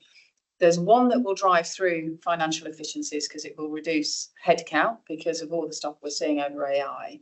But there is one that we don't want to reduce the headcount, but actually we're going to be better at fighting crime as a result of the investment or minimising disruption. And I suppose I worry that bucket two becomes less of a focus for everybody, and the desire becomes to use it as an efficiency rather than the effectiveness. And of course, the legislative framework is clear that we need to be both, and that's my worry. But I think our independent advisory group would be really good for you to meet with them. Very good at pushing the boundaries. You know, they had a view on the paper in terms of the innovation paper, which was you know, very well informed. I think they were really pushing the boundaries and giving us some feedback on that. So some exciting stuff that we can do. But my note of caution is it needs to be both buckets, otherwise it just becomes an efficiency program, financial efficiency program, and you know, victims of sexual offending aren't necessarily safer. Okay, I'll take it there. We will note that the Chief Constable will bring back developments as they occur in terms of implementing this, but I think the authority is generally pleased that the hard work that's been undertaken by your people is starting to show some good dividends. So well done, Steph and the team. Thank you very much. Policing plan 25-27. Thank you, Chair. If it's okay with us colleagues, I'll just summarise where we've got to. So at the full authority meeting in December, BTP undertook to take away the draft policing plan priorities to review them in the light of the budget settlement and see whether and what kind of calibration of the nature and scale of ambition might be needed in result of the settlement. They did that work through January and presented the paper that's attached to my very brief cover paper to Strategy and Planning Committee in February. In short, the priorities remain as they were determined through the consultation process with industry and other stakeholders. The activity and performance of the course will be scalable on the basis of the resources available. Smaller establishment and increasing demand are noted there as well. So what has changed in the plan is a decision not to publish any kind of improvement targets or improvement trajectories publicly on the face of the plan. That doesn't mean everything is monitored and performance managed within the force. There's been a new performance framework in development as well that will go live with new KPIs or refreshed KPIs for the coming year. So in short, and I'm taking the paper as read, the priorities remain as they were established. The force has now selected a number of high-level key performance indicators that we do propose to publish in the plan that hopefully reasonably easy to understand for an external facing audience. So members are just asked to note that today, and I'm happy to take any feedback. Thanks very much. Abdul. So the policing plan priorities, just so I understand, so high harm offences and protect the vulnerable, the wording on the right, has that been agreed then? Is that the proposal? So if you look at the diagram at slide 54, yes, that's the one I'm looking at. Those are the high-level priorities. So passenger and staff confidence at the heart of everything, to be pursued in partnership with industry. And then the three high-level priorities that each have a couple of bullet points under them around the activity that will be done to deliver those. So those are the three. So have they been agreed then? Yes, they've been agreed. Well, they were endorsed by the full authority in December after having been agreed by COG. And what I'm telling you today is that they haven't changed following the review post-budget settlement. Okay, no, that's clear. I think the only point I'd make is about the violence against women and girls, and we've touched upon it. The solve rate has decreased, I think, by 0.3% to 12 odd percent. So I think that still is a particular problem. So how is the force? Is there a plan in place to look at increasing the solve rate? Well, I think you have to look at the contributory factors to that. So we know one thing we're saddled with is really poor CCTV across the railway. So some of it's still analogue.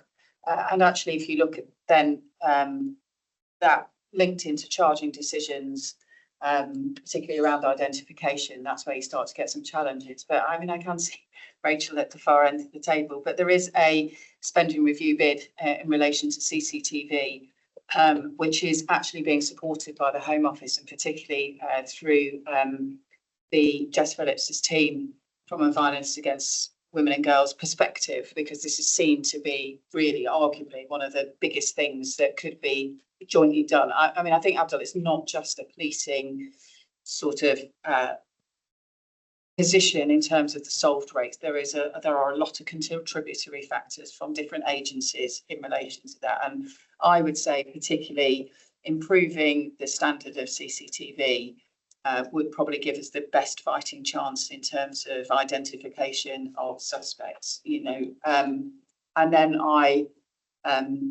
there's lots of other issues that can't contribute to it. And, Charlie's got a very good plan, which we report on to various different committees, different groups, not just within DFT, but also into the Home Office.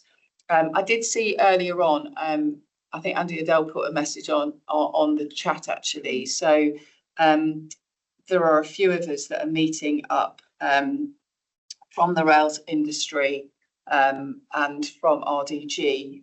Jack Starr and I were pulling together a group, and then we want to discuss with Laura Schoaf in her role within the department on perhaps a stronger joint performance framework in terms of violence against women and girls. which, these are all the things that if the industry was doing all of this brilliantly, and policing was doing all of this brilliantly, the output would be safer women and girls across the network. And I think there's a lot of contributory factors, for example, body worn camera, not all of the rail industry carry that, late trains are cancelled, vulnerability for women and girls. So there's lots of different indicators across all sectors, which, I think Jack Starr from RGG, myself, and a number of others want to push forward and come up really with a proposal that then could come back into the department. I think so. If you had, say, for instance, 4 things that if that could be changed, whatever those 4, CCTV would be one, and say, for instance, implementing those 3 or 4 things would then increase the solve rate from 12% to say 80%. Shouldn't that then be the drivers that we look at and say, these 4 things were implemented, we could increase the solve rate and thereby achieving the KPI and the strategic priority of.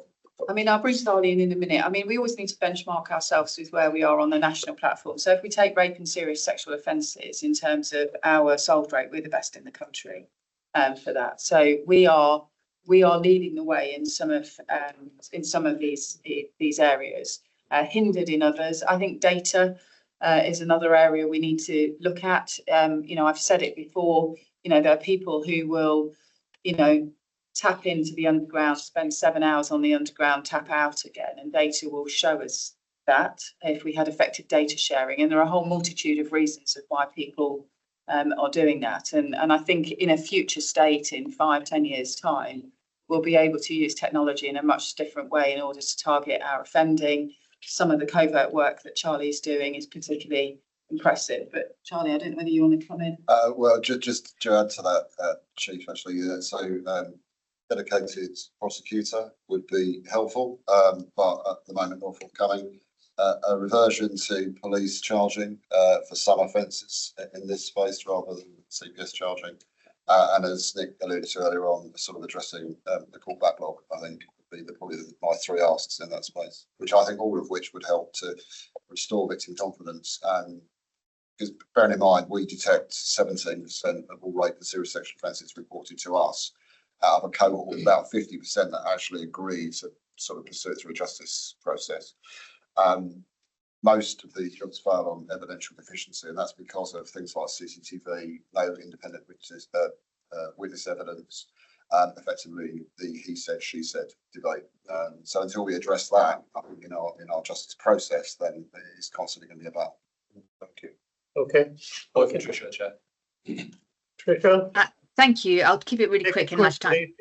Yeah, sure. So look, this is a really important agenda item, and this is a baton that Strategy Committee is handing to Performance Committee. So as a member of Performance Committee, I'm taking an interest in kind of grabbing that baton. So I've got it may be that we don't have time to answer this here, but I would just, from a performance management point of view, be really interested in confirmation that for each of the new measures that we're putting out, there is an established data source and baselining information already in place so that we can do a good job of managing performance through the year.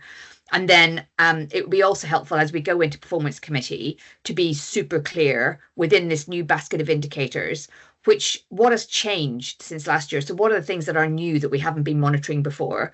What are the ones that have been dropped that we might have looked at last year? And kind of crucially for me, which are the ones in which we've got subnational levels of data? Because I think one of the things we've been interested to pursue this year is more benchmarked information, looking at what's happening in a more disaggregated way. So it may be that, Chair, we can't pick up on those issues now, but I think as Performance Committee starts to use these indicators in anger, a bit more context would be helpful. I think those are good points, Tricia, but I think conscious of time, we will take this offline and that information should be provided before you indeed start monitoring those things. But points are well taken. Thank you. Anybody, anything else on this before we note it? Can we note the paper? Thanks very much, Kate. Chair, would you perhaps want to take Say again? Would you like to take a lunch break at this point, Chair? Yeah, that would be a good plan.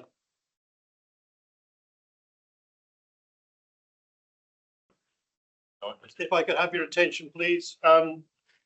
Next paper is item 11, the London allowance. Who's going to deal with that? Rubilla? I'll start when the course would like to say. Thank you.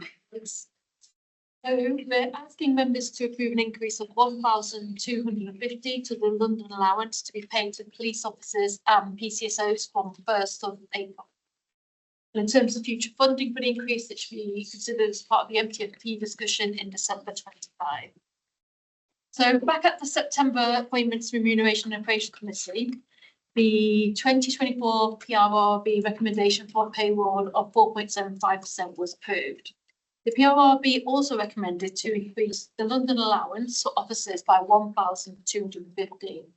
But at the September committee, it was decided to defer that decision until further information was available on what the Metropolitan Police Service were doing, but also on the City of London Police, and also to think about the affordability of the option. Since then, the City of London Police and the Met Police have both confirmed that they'll be implementing the London allowance increase for police officers only. City of London will be doing it from 1st of April, and I think the Met is likely to backdate, but I don't know if that is 100% certain yet. So you'll see a paper from the Force, which is quite a detailed paper, and it's also got an explanatory table about the current London allowances across police officers, PCSOs and staff. There's a short summary in my paper about what the officers, PCSOs and police staff would look like, the costs across PSAs, TFL and EPSAs. EPSAs and TFL, if it were to be approved, it would be funded entirely through the TFL and EPSAs. PSA would be a separate arrangement. So given the decisions already made by Met Police and City London Police, and also looking at our recruitment and retention in police officers and also PCSOs as well, it's our recommendation that we would recommend that the 1,250 is approved to be paid to PCSOs and police officers as well. We also did look at whether it should be extended to police staff, and just note that Met Police and City London Police have decided not to do that. So we did look at a number of factors, including the fact that we're a national force, and so we are not as heavily reliant on recruiting staff in London as the other two police forces, even though we can give special considerations for certain criteria staff, such as control room staff that we've had in the past. But we also looked at the other side in terms of what we already pay compared to the Met Police and City London Police. And generally, we are slightly lower than those forces. And while we decided that it was quite a finely balanced argument in terms of whether we give it to police staff or not, we would recommend at this stage not to proceed to give it to police staff. Mainly because looking at all the factors and also the need being less acute. In terms of affordability, as I said before, for TFL and EPSAs, it will be funded through various arrangements. For PSA, the funding requirement would be around 1.5 million in 25-26. We would recommend that given the stretching efficiencies target already set for 25-26, it is unlikely, not impossible, but unlikely the BTP will be able to find through further internal cash flow efficiencies. This is also not the kind of area that we would likely get a DFT grant or additional budget cover for, because it is very much BAU costs. Therefore, it is recommended that we charge this out to industry. But rather than opening up the 25-26 charges now, it's something that should be considered as part of the MTFP discussions in December 25, and obviously then the 26, 27 and beyond funding can also be considered at that time. So that's the authority's position. A couple of questions from me before I throw it open. First of all, if it were to be extended to police staff, and I know the reasons you've given why that's not the decision, what would that cost additionally? So in the table in 3.1, police staff in total will be 1.7, but for PSAs it would be just under 1.6 million in 25-26, with TFL and EPSAs being charged out directly to them. And just remind me what the Met and the City of London are doing in terms of staff. Sorry? Remind me what the Met and the City of London are doing for staff. The Met and City of London will not be paying these staff. Okay, thank you very much. Yeah, sorry, Rebecca, when you say the 1.7 million, do you include PCSOs in that, or is that separate to the police? The 1.7 is police staff only. Yeah, but they're police staff, so Sorry, in my table in Yeah. table in 3.1, I've said officers, PCSOs and police staff, so apologies. Well, I should have said police staff excluding PCSOs. That's fine. Yeah, no, that's helpful. You know, I'm conscious of the recommendation that we'd put in our paper, which obviously is there for members. I suppose it was just a couple of factual points I wanted to make, which I think it's important that is taken into consideration in the decision making in relation to police staff, excluding PCSOs, because obviously the PCSOs, police officers, we would agree with that proposal. So firstly, I think it's just to remind people factually on what the London allowance is for. So it is very clear. It says it's designed to help workers with the cost of living in Greater London, which is higher than that of the rest of the UK. And obviously, you know, there's no difference between the cost of living for a police officer and a PCSO than there is to a member of police staff. So that's factually the position around what the allowance is for. There are 914 police staff that are in receipt of London allowance, and they are a range of roles from forensics, control rooms, some of our sort of frontline operational side of the business. They will represent that. But I think a key point that I would just need to make factually is that 90% of those are in our A and B grades. So they are the lowest paid people within BTP, predominantly they're in the category that would be excluded from the enhancement of the London allowance. Over half of the London-based staff in the A and B grades are also female, so it will inevitably impact on the gender pay gap if the 1,250 allowance is not paid. And I think it's important because I know recently People and Culture Committee did approve the gender pay gap report. And I think as a chief officer group, we feel that it's likely to exacerbate the position next year in relation to our gender pay gap. We also have a higher amount of staff from ethnic minority representation is predominantly in our police staff within the organisation, and they are predominantly in our lower paid grades within the organisation. So due to the size of the ethnic minority group, particularly the subgroups, any small changes will have an impact on that pay gap calculation. So I suppose for me, the key takeaways is the cost of living is equitable, whatever roles that you do in London. And and it wasn't in our paper, but I do think it was important. And we recently asked the question internally that the people that we're going to exclude are our lowest paid people within the organisation. And Rubino, I do affirm your point that we would not be able to consume the cost of this within the force based on all of the stuff that Steph has just talked through. Okay, thank you. Anybody else? Any questions or points? Charlie? Just one very quick one, Chair. I mean, she's the equality aspect of it, but specifically around control rooms. Rebecca, I know you've looked at individual areas of risk.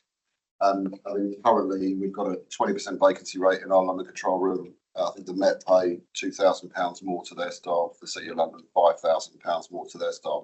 So it's a constant battle in terms of recruitment and retention in that space.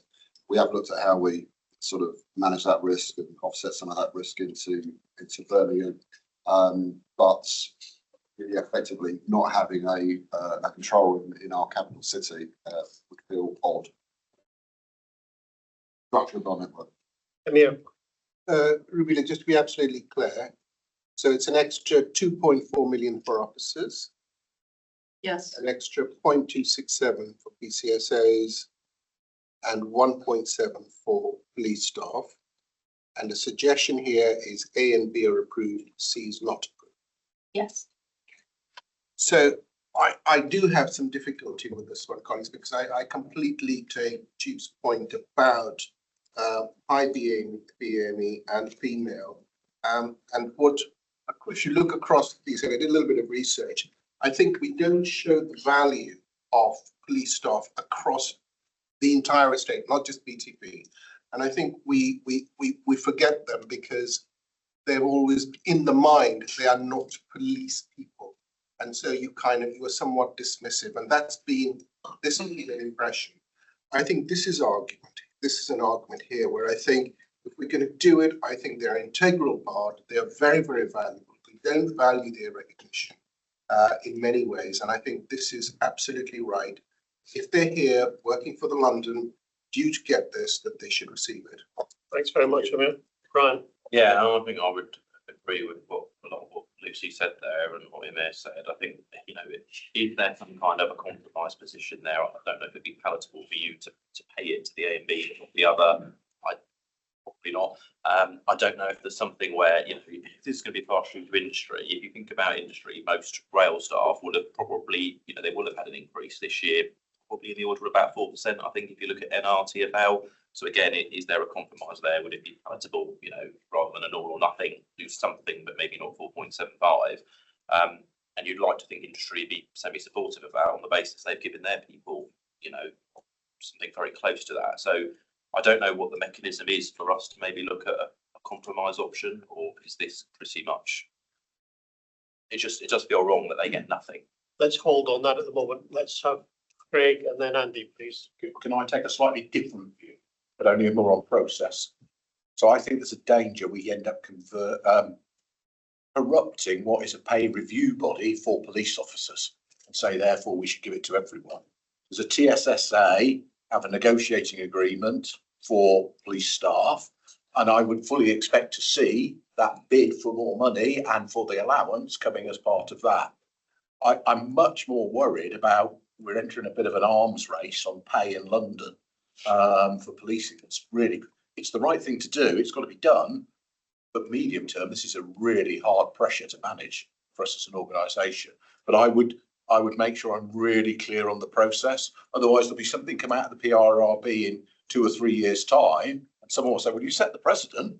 We want it. We want that now. Or another group of people working with us, contractors want it. So I think keep things as they are in terms of the processes, and by all means, as part of the negotiation with the TSSA as part of the normal pay round, say, of course, we've got to reflect the cost of living, A and B. And I think that to some extent, it does say that on the EIA attached to the document. It recognises all the points raised, but it said that there are different terms and conditions and separate collective bargaining agreements. Police officers don't have a collective bargaining agreement. They're exempt from that. Andy? Yeah, I mean, Craig's made my point really. I mean, the only one I'd add to it is that I think it's unfortunate if we're looking at London allowance as a mechanism to correct some of the things that the chief has quite sensibly outlined about the problem with our lowest paid. And to be fair, the RMT in another world and Tessa to an extent have nearly always in a pay award looked to have an absolute increase in the lowest paid to try and correct that position over time. So I think, you know, if we're serious about that, and we are, then really we ought to deal with that as pay rather than London. And as Craig said, look, we need a medium-term strategy for what we're going to do, because we've got more flexibility than the Met. And if we're going to keep chasing London hours every time they put another 1,000 or 2,000 on the pay, we end up doing the same thing. We'll be just doing this forever. So I think it's, you know, something for the HR team and for Rachel and so on to have a good hard think about. And with this organisation review, how much could we really get out of London over time by attrition to overcome this problem? Could I come back on that? So I think probably a couple of points of fact actually. So TSSA did put an increase in the allowance forward as part of their claim. So I think we need to. It's only right that we recognise that. I mean, so I think process is there, and this is still part of the discussion. I also think probably slightly differently, Greg. I think if it is awarded, actually it'll incentivise us to think even more progressively about moving out of London, because we have got that opportunity to do that as opposed to other forces. So, and I suppose Brian's point, you know, I don't think we can start to, you know, I can understand why you suggest it, Brian, but I don't think we can start picking and choosing at different grades. It's too complex. for that reason. And I would always go back to the point, this is a cost of living issue for within London. But definitely on a point of process, you know, they did put it forward as part of their negotiations. Right, Tricia, then Abdul, please. Thanks very much. And I agree, this is a finely balanced judgment. And I've got a lot of sympathy with where Lucy was coming from in her remarks. And it just feels uncomfortable to choose to exclude the poorest people, the least well-paid people, when we've got the option of doing that. So I could live with accepting where the force is on this. But I'm also very much kind of reflecting on the visit that Paula and Nick, you were there when we went to Birmingham earlier in this month, and we met some of the new recruits at the control centre in Birmingham, which was a really inspiring experience. And we got a really strong sense from that visit of what a powerful offer BTP has in Birmingham, and how much the people who've come to work for you in the control centre Birmingham are really loving it, and how seamlessly the Birmingham control centre and the London control centre are passing work backwards and forwards. So I think if we do head off down this route, yeah, I think it'd be reasonable for the authority to encourage us as part of that kind of strategic framing. Think about what is the minimum staff resourcing strategy for BTP in London, because the recruitment in Birmingham is so easy, so successful, and so popular. It does make you ask the question of whether 914 is the right number, or what would the number which maxed out opportunities outside London look like? Because you're sort of heading in that direction anyway. So yeah, I think there's a strategic location question which we should ask in parallel with the decision on this. Thanks. So Tricia, I totally agree with you on this, and I think so. An example of where we have started to look differently at this is in terms of our intelligence analysts. So, you know, if you look at the London picture from an intelligence analyst perspective, you are competing heavily with the private sector, which you will know from your civil service days. And whereas actually we have been agnostic of location because of being able to work in a hybrid way. And, you know, I know Charlie will probably want to come in, but it has enabled us to recruit differently. So, and I think it would be absolutely reasonable for the authority to say, you know, we're expecting to see, you know, a probably even a faster and harder approach to recruiting differently across our whole jurisdiction. Else, Abdul, then Hugh, then Charlie. So, just point made by Amir, so it is PCSOs and police officers, but then the paper from the 4 says London allowance to be increased for police officers, and then appointments and remuneration appointments committee to discuss whether to include PCSOs and or police staff.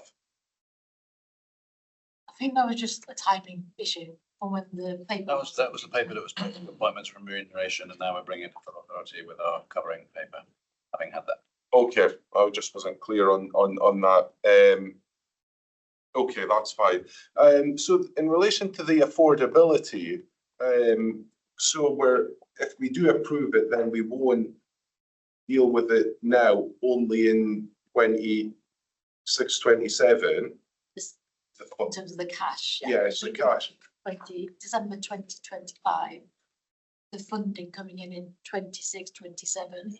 But because the decision is made in December 25, we can accrue it into that financial year. So how is it going to be funded if it's approved this year? As in the cash? Yes. So it will come out of reserves and then replenish. But then that'll then be a double whammy for 26, 27. Yeah. So our DFT, has something's been had from them in relation to, has this been done before? I don't think it's a matter for DFT. But so the question is how would this be received with it being a double whammy? Because then the industry will have to fund 25, 26, 26, 27. I'll take that because that's my point. So what I was going to say, because I kind of sense, you know, there's a feeling in the room amongst members which is very reasonable, because let's face it, it is finely balanced. But I just wanted to draw attention to the financial implications. So just to be very clear, Rabila's right. We wouldn't be expecting a force to find these savings this year, and this essentially decisions would be deferred until December on how this is funded. So we aren't saying this will be charged out for the rest of the time. We're saying decisions will be deferred until December. So if you did officers and PCSAs, you've given yourselves a £1.5 million problem to take into next year. Actually, maybe 3 million, because it's 1.5 million from this year and then 1.5 million ongoing. If you do officers, staff as well, you're giving yourself a £3 million problem to take into next year. So in a way, you already start £3 million back before you then have the difficult conversations you're likely to have, which is reasonable and obviously a very small amount compared with the total budget you'll be thinking about. But you will have various conversations between now and December about just £1 million here or just £1 million here, and that all adds up. So you should just be aware you'll be starting 1.5 million back. If you say officers and PCSOs, and you'll be starting 3 million back. If you say officers, PCSOs, and so 2 further questions. So I think I've asked this before, but I can't remember. The real living wage and the London living wage, do we pay that within BTP? Yes. Okay. But I agree with Craig's point. I think what you said, Craig, I think is spot on, and I would be in agreement with that.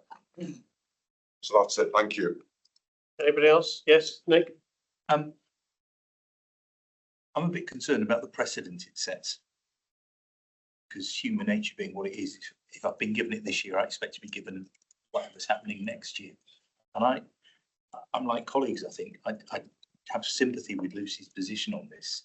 You know, it flies in the face of one BTP if we say certain categories can have it, but other categories can't. I welcome Lucy's comments, and unsurprisingly, I see Ian as a good member of the province is nodding when we talk about moving things out of London.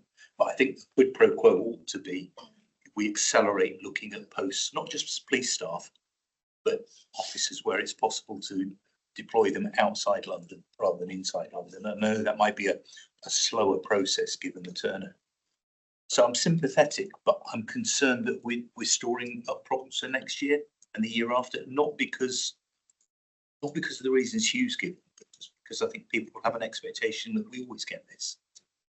And so I think if we approve this for officers, PCSOs and all other police staff, we need to think very carefully about the messaging. And I say that conscious that we've got, you know, staff reps on the observing this, and I'm sure they'll understand why I'm saying it. So I would support the forces proposal for this to be for all staff. I'm worried about the funding because it's the right thing to do, and sometimes we have to do the right thing to do. But I think it should be made absolutely clear this is the decision for April 25 for 12 months only, and there are no guarantees that either the force would propose, you know, COG would propose it, or the authority would support it for the 1st of April 26, because as I understand the Chancellor has said, the world is changing. We may be in a very different environment next year. Yes. Okay. Paula? I think I'm with most people in the room, which is I'm persuaded by Lucy's argument that it's the right thing to do to pay to all other police staff in London.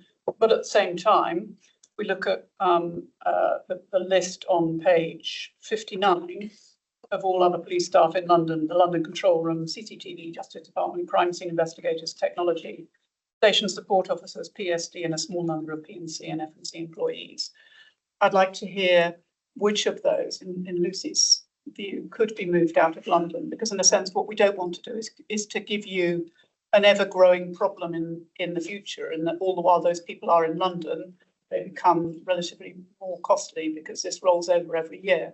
So I think it's a kind of conditional approval, isn't it, that we're going to approve it, but we want a plan from you as to, if you're going to look at the London police staff with a critical eye as to who could move out of London, come back to us in a period of time that made it possible for us to live with. It's a year or 2 years that we're approving, not forever. Yeah.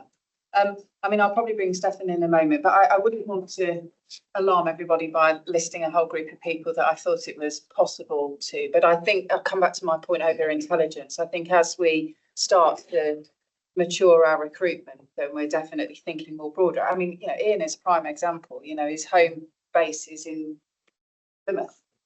so we wanted to get the best ACC for the post, and you've got to have some flexibility. And I think it's proved that it's absolutely worked.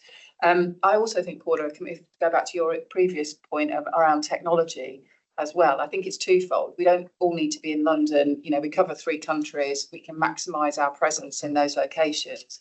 But also we are going to onboard AI and technology, which actually means that some posts we probably won't need. And there'll be some posts that we will need, which we haven't even thought of at the moment, and then we can place them elsewhere. And I think there's benefits for moving out to Wales, moving to Scotland with some of our functions, and just working in a completely different way. And I totally agree with the challenge that we would need to come back and start to present that. Steffi, I don't know whether you wanted to add anything. Well, conversely, it's the more expensive London waiting is, the more a person costs to deploy in London, the harder we have to justify why that is necessary. So I can definitely assure you that through the design authorities, that is challenged in every instance, because we could fund more people if we had fewer people in London. But I think actually the decision on the table will take us more down that route of really scrutinising that. Yes.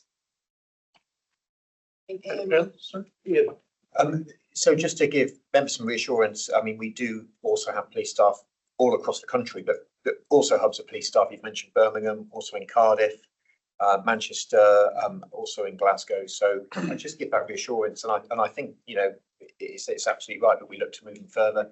In relation to the arms race, the pay race in London, I mean, certainly of the 3 police forces, we are in 3rd place at the moment, and actually by a significant margin. But we're also in competition with industry, and particularly that our staff have so much contact with industry. And in fact, the industry control room is next to our control room. I won't read out the figures, but it shows you in there the pay disparity with industry control room.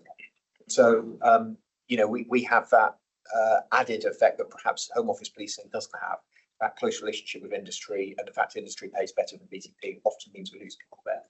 So, but I really welcome the debate, and agree with so much what you said about supporting our police staff. It's so important that we don't end up with that 2-tier, or in this case 3-tier system. Any other points, comments? I think it's building on Abdul's point that the messaging back to industry is going to have to be absolutely clear, because today's users who will benefit from an increase in allowance in the sense of increased retention, etc., won't be paying for it potentially.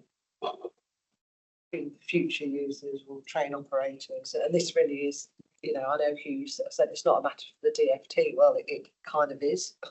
It will be, because that big bill will go to a lot of DFT-owned TOCs and obviously that as well. I just sort of think from the comms perspective, we have to be quite clear. But again, I imagine DFT will be awarding a rise to the people in this building. Yeah. A lot of the home offices have moved out of London as well, Brian. That's true. Okay, so for the very reasons that we've just spoken about. So I think the comms is going to be really important, and also a strategic intent, of how we recover that, that additional cost in future is going to be key. Anybody else, any comments? Okay, we're faced really with the decision. Do we support the recommendations as they are framed in the paper, or do you wish colleagues to include police staff as described by the Chief Constable? So I'll ask, it's either with police staff or not. With police staff, who's in favour?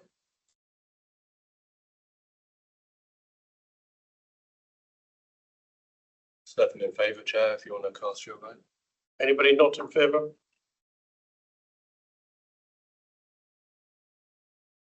Emphasise not because they don't deserve it, not through this mechanism. So 7 votes in favour, 3 votes against, but Chair, I don't catch your vote. So. Right, it's approved, including police staff. Thank you. Right, the next item is item 12, the BTPA innovation process. There were discussions this morning in the private session, not because it's secret, but that paper is being withdrawn. And there will be discussion to you. You will pick this up with Lucy, I assume, in terms of suggestions about how we might handle this in a slightly different way. Yeah. And so that will inevitably involve the force And so I would ask that the pair of you take that away and have a discussion offline and something that the paper has now been overtaken by the discussion that we've had. Yeah, no, that's absolutely fine, Ron. And you and I just caught up before the earlier, and I think it would be useful to bring the Data Independent Advisory Group into the discussion, because they are particularly well versed in terms of moving technology forward. And I think if Paula, you raise it rightly quite a lot with me. I mean, I think if you wanted to come in and sit in one of the data IAGs, I think it would be really helpful. Yes, very much so. Thank you. Good. I think the discussion this morning was quite positive. So I think you're sort of pushing at an open door in terms of how we might move forward.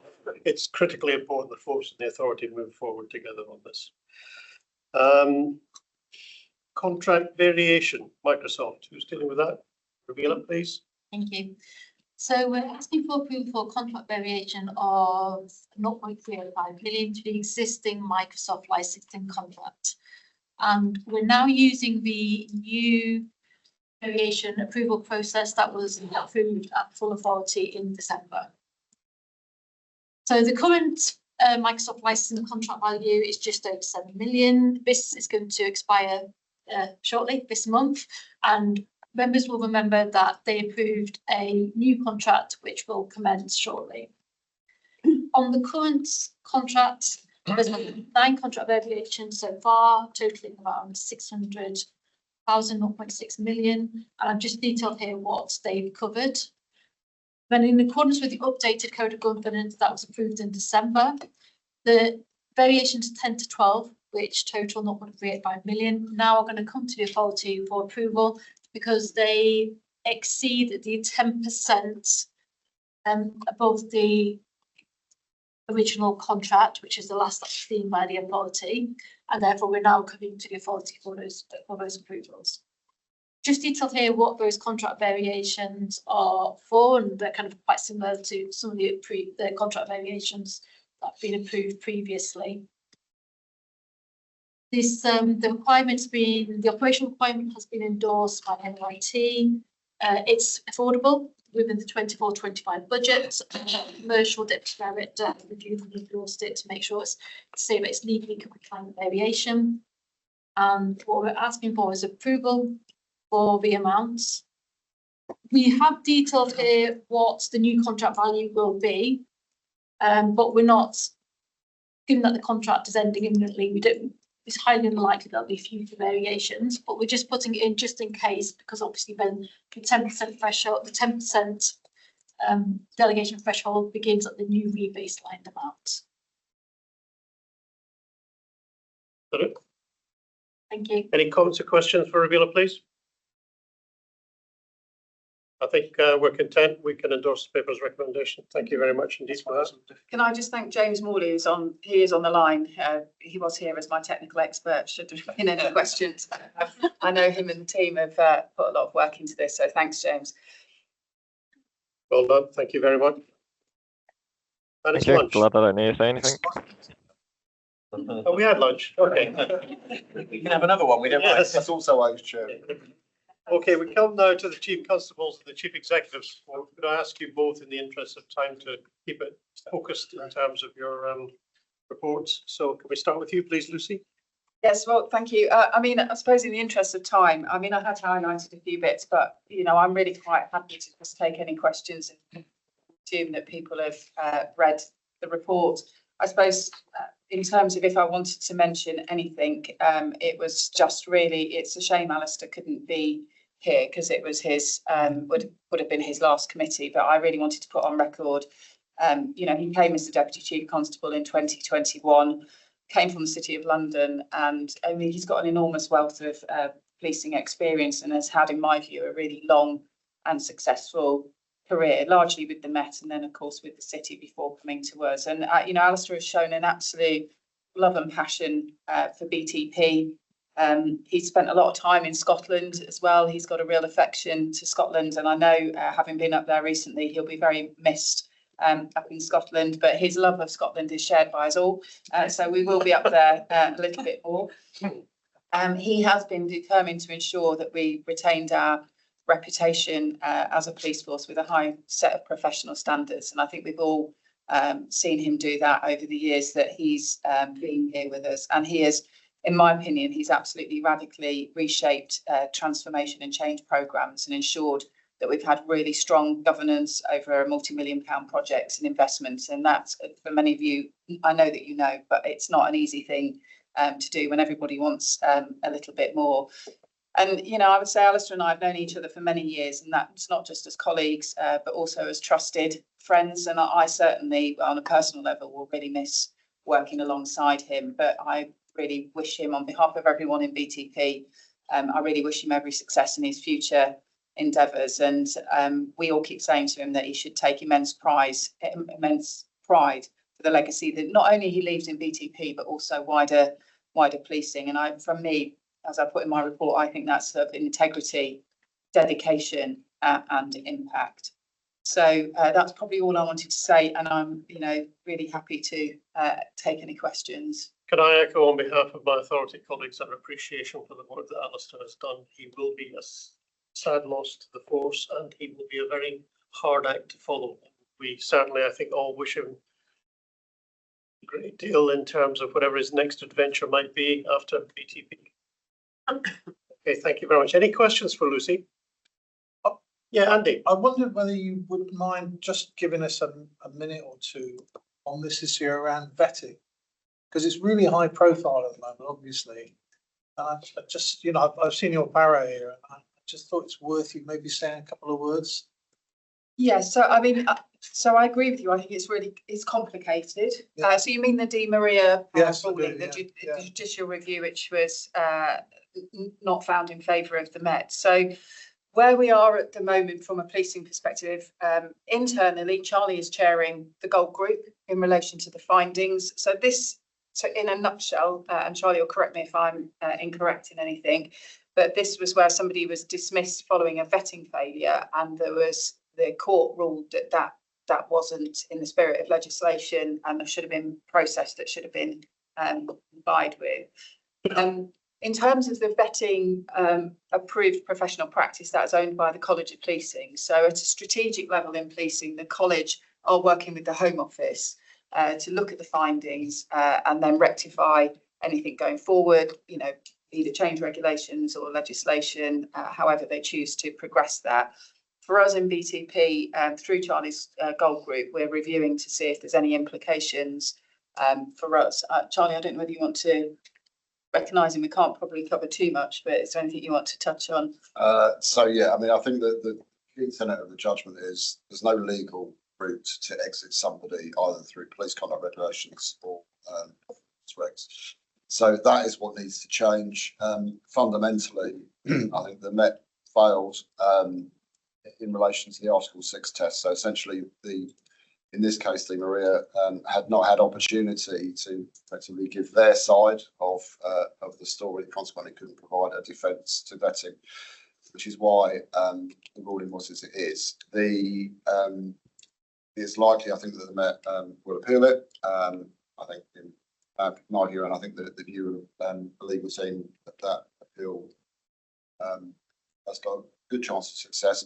Irrespective of that, I think the Home Sec is currently looking at what those regulations could and should look like, and I think here you're doing a similar piece of work in the authority. In short, for our numbers, yes, we do have some that would fall into this category who either were dismissed or resigned prior to as a consequence of a vetting failure. But at this stage, we have had no approaches from those individuals. And I don't expect we will until such time as the Met appeal has been heard and all the regulations are changed, because arguably the success of any challenge would be dependent on whether or not those regulations were applicable retrospectively, which my understanding is that would be the intention. So essentially, may get reinstated for a short period and then you'd be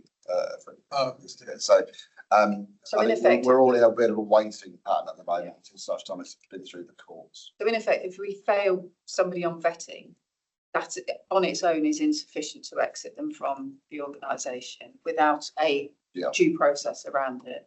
So in the interim, so if we get someone who fails vetting currently, then we are effectively putting them on vetting leave. So we're removing, because they can't have access to police building systems because they don't hold vetting. We can't exit them because there's no legal route to do so. So they're just sort of parked, which is unpalatable, but necessary. And as I say, at the moment, we haven't got any cases that fall into that category, albeit I suspect, depending on the pace that the changes occur, we may well do in future.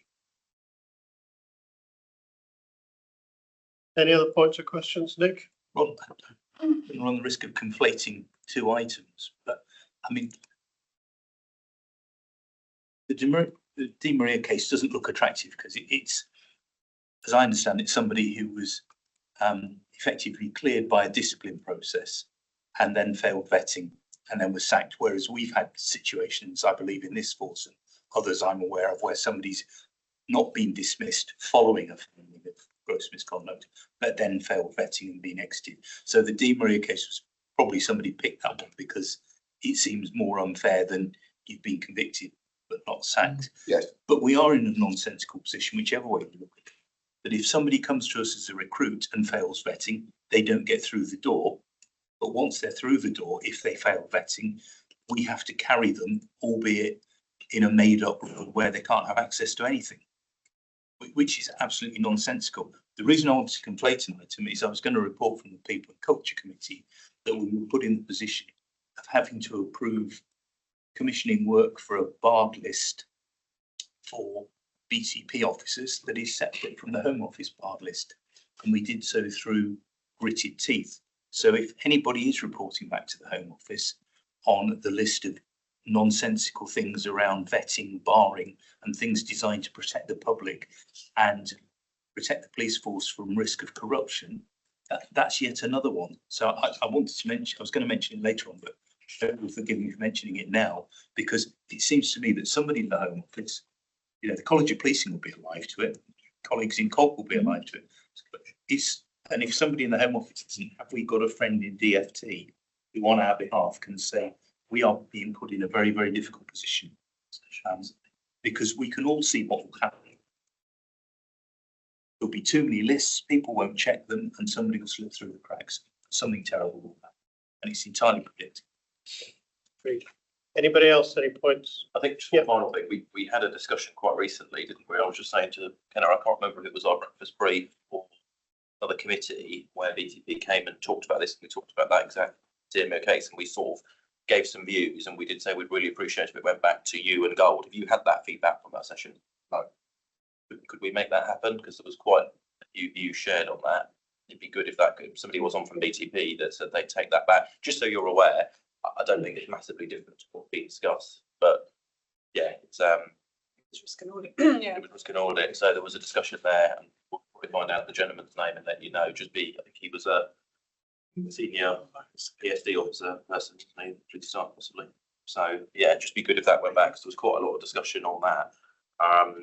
And I think there's already stuff we do different, isn't there, in terms of our disciplinary appeal system that is different from the Met. Yes. And so we don't blindly follow everything they do, but obviously there's implications to this ruling and the rest of it. And you know, I think there is, it's a really difficult subject, isn't there? Because there's, I mean, crucially, it's worth pointing out this only applies to officers, not staff. Obviously, staff fall under a separate process.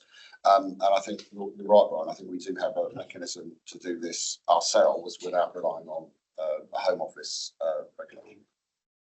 Well, I mean, Charlie's point really, just in case it wasn't very clear to members from that discussion, that it is you members who will make the regulations. Now, your ability to depart from the Home Office is quite closely circumscribed in legislation, so it's very difficult to do it without seeing what the Home Office is doing, but not impossible. So Lucy and I have sort of challenged each other, can we do it before the Home Office? I'm a bit squeamish about that, to be honest, but you know, we will bring you regulations. Dare I say, quite a lot of work for the executive team that we haven't previously done, but we've got to make sure we get that right for officers as well. You're not all of these questions when you see the regulation in front of you. People think they can just be, you know, it's almost, it's got to be fair, isn't it? That's the key to it. Anybody else? Okay, thanks very much indeed, Lucy. You? Well, Lucy to beat me by being shorter in her report than I was going to do. I did have 4 things I was going to draw out. So my report is before you, and I'm very happy to take any questions. I wanted to mention the cost allocation model, hopefully for almost the penultimate time at one of these meetings. So we have sent out charges to PSA holders for the next financial year on a basis of a new cost allocation model. Thank you very much for your approvals that allowed us to do that. We had a breakfast discussion about a month ago where there were 4 operators who, in their particular circumstances, we needed to work through how these charges would work for them, and those conversations are ongoing, and I'm not in a position to conclude them for you, but I will do that as soon as we've concluded them. The risk that they represent is in my paper to you, and what I would say is that, you know, these little numbers add to the London allowance number and other things that you may be looking for come December. So that's cost allocation model pretty much there. I should also mention the learning and development estate business case, which colleagues in a force had brought to Strategy and Planning Committee. I've had a couple of discussions with Strategy and Planning Committee members. We decided not to put it before you today because we didn't think that it was in a right position to do that. I am yet to feed back to colleagues in a force the sort of gist of what members were saying. To cut a long story short, we in authority were all committed to being as pragmatic as possible to do whatever we can to help this move forward. We absolutely understand the risk of ending up in a BPR situation where things were done in too much of a rush. Nonetheless, members felt for the scale of investment, there just is key information missing. So just to put that out there, but that is something I'll be pursuing with COG and others shortly. Strategy and Planning Committee members have had separate discussions on that quite recently. Third thing I was going to mention, Diane mentioned it briefly, was the steering group next Monday, which follows the ministerial roundtable from the 12th of February, where Steph and Ian, I think, are going to join me on that meeting with some colleagues from industry, though I will share the papers, which may go out today, may go out tomorrow, for that meeting. 3 things we're going to discuss. Number 1 is actually a bit more information for industry on a breakdown of how the force is allocating its resources for next year. That is going to look really quite similar to the paper that Steph presented to you earlier today. Second thing is a presentation from Ian, how within that overall whole force environment, you've got network policing and the OPM, and how that is going to be communicated to industry starting next week. The third element of the meeting will be suggestions from us about how this group could feed into future financial planning processes, so that well, at one level we don't end up in a situation we were last December, but we have a kind of high level industry steers earlier in the autumn that you can work with. I'm toying with ideas of, I don't know, that they might come to Strategy and Planning Committee in September, Andy, they might even come to the full authority if we have a dinner in Scotland in September, for example. They might. So the third paper is going to be about how can you do that. Crucial to that, I just should say, is my ambition to reduce the number of people in that group. So there's a paper that, you know, we're kind of anticipating GBR here, where we're saying if 420 million pounds is Lucy's budget for this year, then really between even now Network Rail, TfL, DFT operator, and the TOPs that are already financially supported by DFT, but not yet in the operator, you've pretty much got 370 million of that 420 million. And if you want a small group with strategic steers, then that is the group I'd like to focus on. Plus Scotland and Wales, because they are separate and they have a more significant financial contribution than the next tier down. But I think in order to have a fleet of foot group, you want that large group feeding into you in autumn in advance of an NTFP discussion. But so that's what the paper will say, and we'll see how people take it. The sort of avenue for smaller operators like, I don't know, light rail and tram, Merseyrail even, to feed in will be through the annual local policing plan discussions, which are relatively well established and happen with divisional superintendents already. So they'll continue to have that, but it will be the kind of larger funders who I think can offer the higher level steers that would be useful to members and COG before a December decision. So that's going to be a third paper, and we'll see how they get on with it. That was the third thing I was going to say. My last thing was actually to add my thoughts about Alistair's departure and how much I valued working with him, and how much I will miss his sort of help and counsel over the last 3.5 years. I also need to add to that this is Rabila's last full authority meeting for a second tour with us. I'm really grateful that Ravila was available and wanted to come back after the first tour, because she knows the ropes and she's slotted in, I think, a lot more easily than somebody would have done who had just come in off the streets, as it were. So we've all benefited from that. And you will be here till the 7th of May, but it's possible, give or take the odd pension working, you may not be in another committee. So you may not make the committee round at all. Actually, Dean's not here, but a kind of physical impact of the cost allocation model is that Dean Salvador's last day with us is today. He has been operating the cost allocation model, and says he taking a big deep breath. We don't need somebody to do that anymore, because we aren't taking all of the data that Charlie's teams have produced, crunching through a machine. So that is one. So he also goes with my thanks and job done. Those were my 4. So the cost allocation model, learning and development stay, 31st of March steering group, and Vila's leaving with my thanks, and I think some of yours too. Before we throw it open, Ravila, on behalf of the authority, thank you very much for all your hard work for us over your last 2 tours of duty at the front line here in the BTPA, and wish you all the very best with whatever you go to next. Does anybody have any questions for the Chief Executive? Just got one really. Hugh, the meeting on Monday, and it's great that they're going ahead. So well done on getting diarised and hoping the right people turn up. I just sort of think, on the basis that we're moving into times of austerity, we need to be quite transparent on our finances. So we've just materialised a risk today, haven't we, with funding allowance?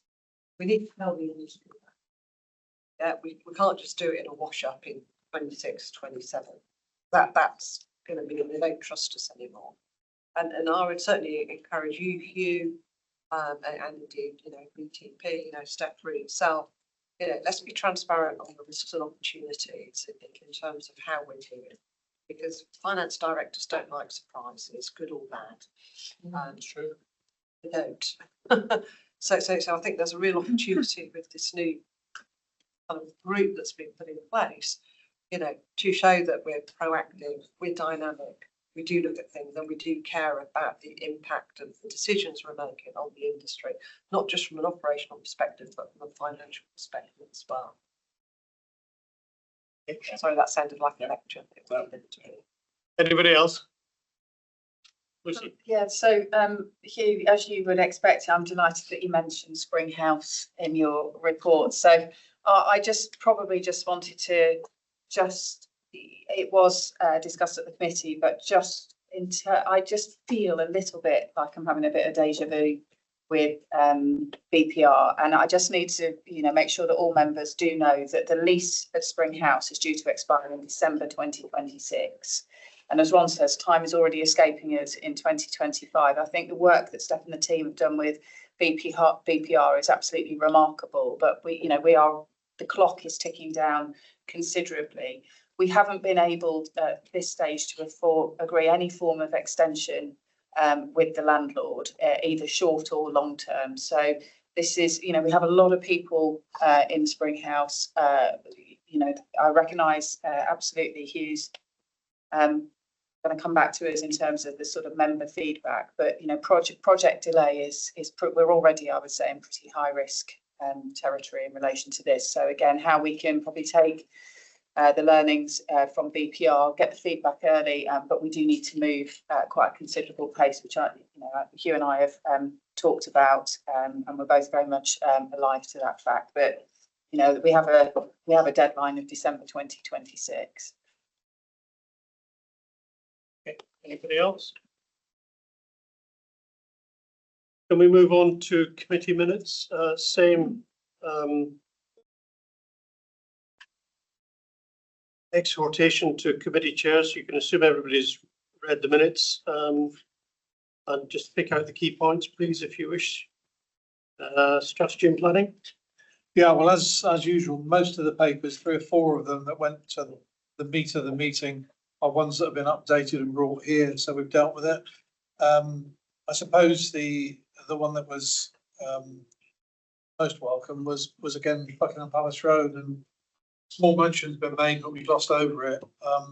What a tremendous job they've done to get us in there. Okay, we always knew it was going to be late, but if you look at the quality of the work that's been done, and actually some of the players like Wilmot Dixon have actually done us a really good job.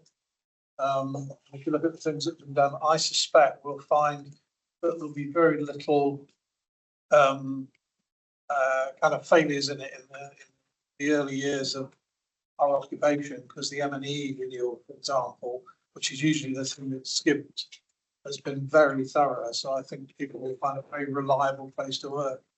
I think it's great work from the team. Okay. Any questions for Andy? Finance? Yeah, we've covered most of the items on the agenda today, so I won't rehearse it all in terms of that. But it's all there. If people want to ask questions outside. Anybody?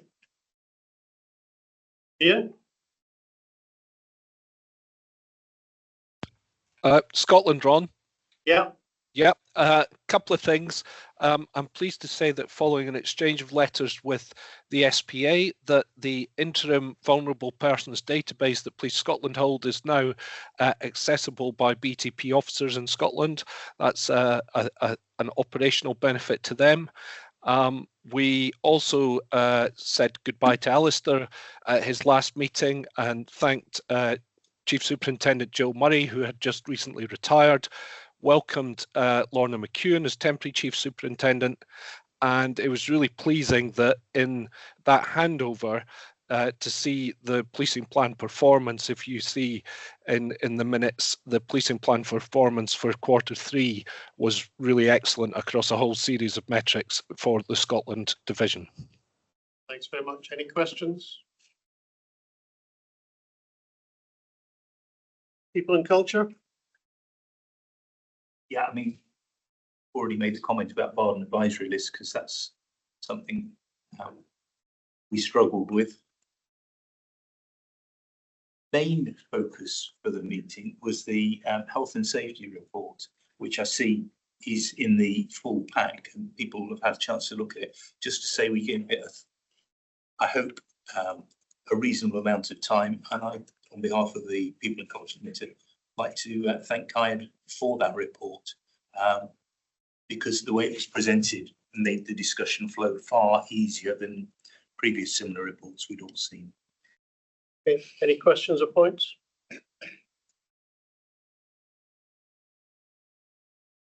Anything specifically on the well-being, health and safety manual? Well, Andy? if I could just echo that, I mean, Kyan, you're online there. I mean, your predecessor was really good at what she did, and she left a great legacy.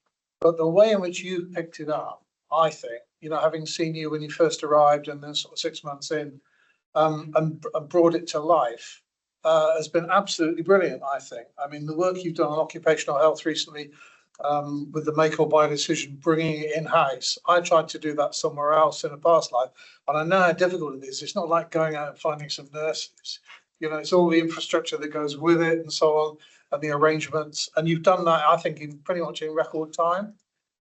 So I think it's really good. And the report your previous one did the report really, really well. So I just take my hat off to you. I think it's been a great having you on for what's it now, 2 years, probably 2.5. Just over 2 years. Thank you. And what you've achieved in that time with your team is absolutely outstanding, I think. Thanks, Andy. Not been easy. Audit and risk, Kenna? A couple of points. Being the end of the year, we received a rash of internal audit reports from the GIAA, and 3 particularly: payroll, business continuity, and cybersecurity, all rated as moderate. Although they did say cybersecurity had come on a huge long way since the last time that they had reviewed it, and I think they were quite brave enough to give us a better rating than moderate, given how fast the environment changes around us. But it was good report. Second one is we were expecting, the force were expecting to have a peel inspection from the HMRC this year. That's the full sort of holistic inspection. It looks now that that may not happen until more than a year from now. So in the meantime, the Forward are doing their own assessment against the criteria, which I think is a very good approach to make sure that we get the value that we would have had perhaps from an external inspection. And then lastly, the committee approved the management annual assurance return, which is the assurance return that has to go to DFT, and that's here in this pack, I think, because the authority has to has to approve it. So it's in your pack here, and you'll see the rating overall, if you were saying there would be there about it. So overall, there's been an improvement, move up from moderate to substantial in 5 areas. There's 1 remaining area is limited, but hopefully, you know, the actions will be taken forward, and next year we can get that up to moderate. But overall, it's a good picture, much improved from last year. Okay, first of all, could we ask, are there any points or questions for Kenna? Failing that, are we content to approve the management assurance return? Thank you, everybody. Item 17, work plan. So do you want to say anything about it? No, it's just there to remind members what's coming up in terms of the core annual items and an idea of the quantum of planned business. Please take feedback. Members expect. Anybody? I think we're all happy, Alistair. Thank you very much. Right, does anybody wish to raise any other business? Sorry, could I just, I mean, I know Kaya, bless him, you've sat here all meeting for the his report, but I didn't have a chance to jump in on Andy's. I mean, it is a fantastic piece of work that Kaya has done, and we really shouldn't underestimate the well-being sort of challenges that we face within, I mean, generally in society, but actually specific within the world that we are operating in. And I think particularly with the fatalities, I know those of us who haven't spent our entire career in BTP, we've always been very humbled by the work that we ask our people to do in terms of fatality management. So, you know, Kaya, what has been really pleasing to see is how you're looking at the cost benefit realisation of the investment that, you know, the authority supported us to make in wellbeing. And, you know, you and I meet once a month, and actually there's some fantastic updates. So at some point this year, I think if could fit in a breakfast briefing for Kaya to take you through some of the detail, I think that would be really helpful. Yes, that'd be good. Alistair, can you deal with that, please? Thank you. We will do that. Anybody, any other business?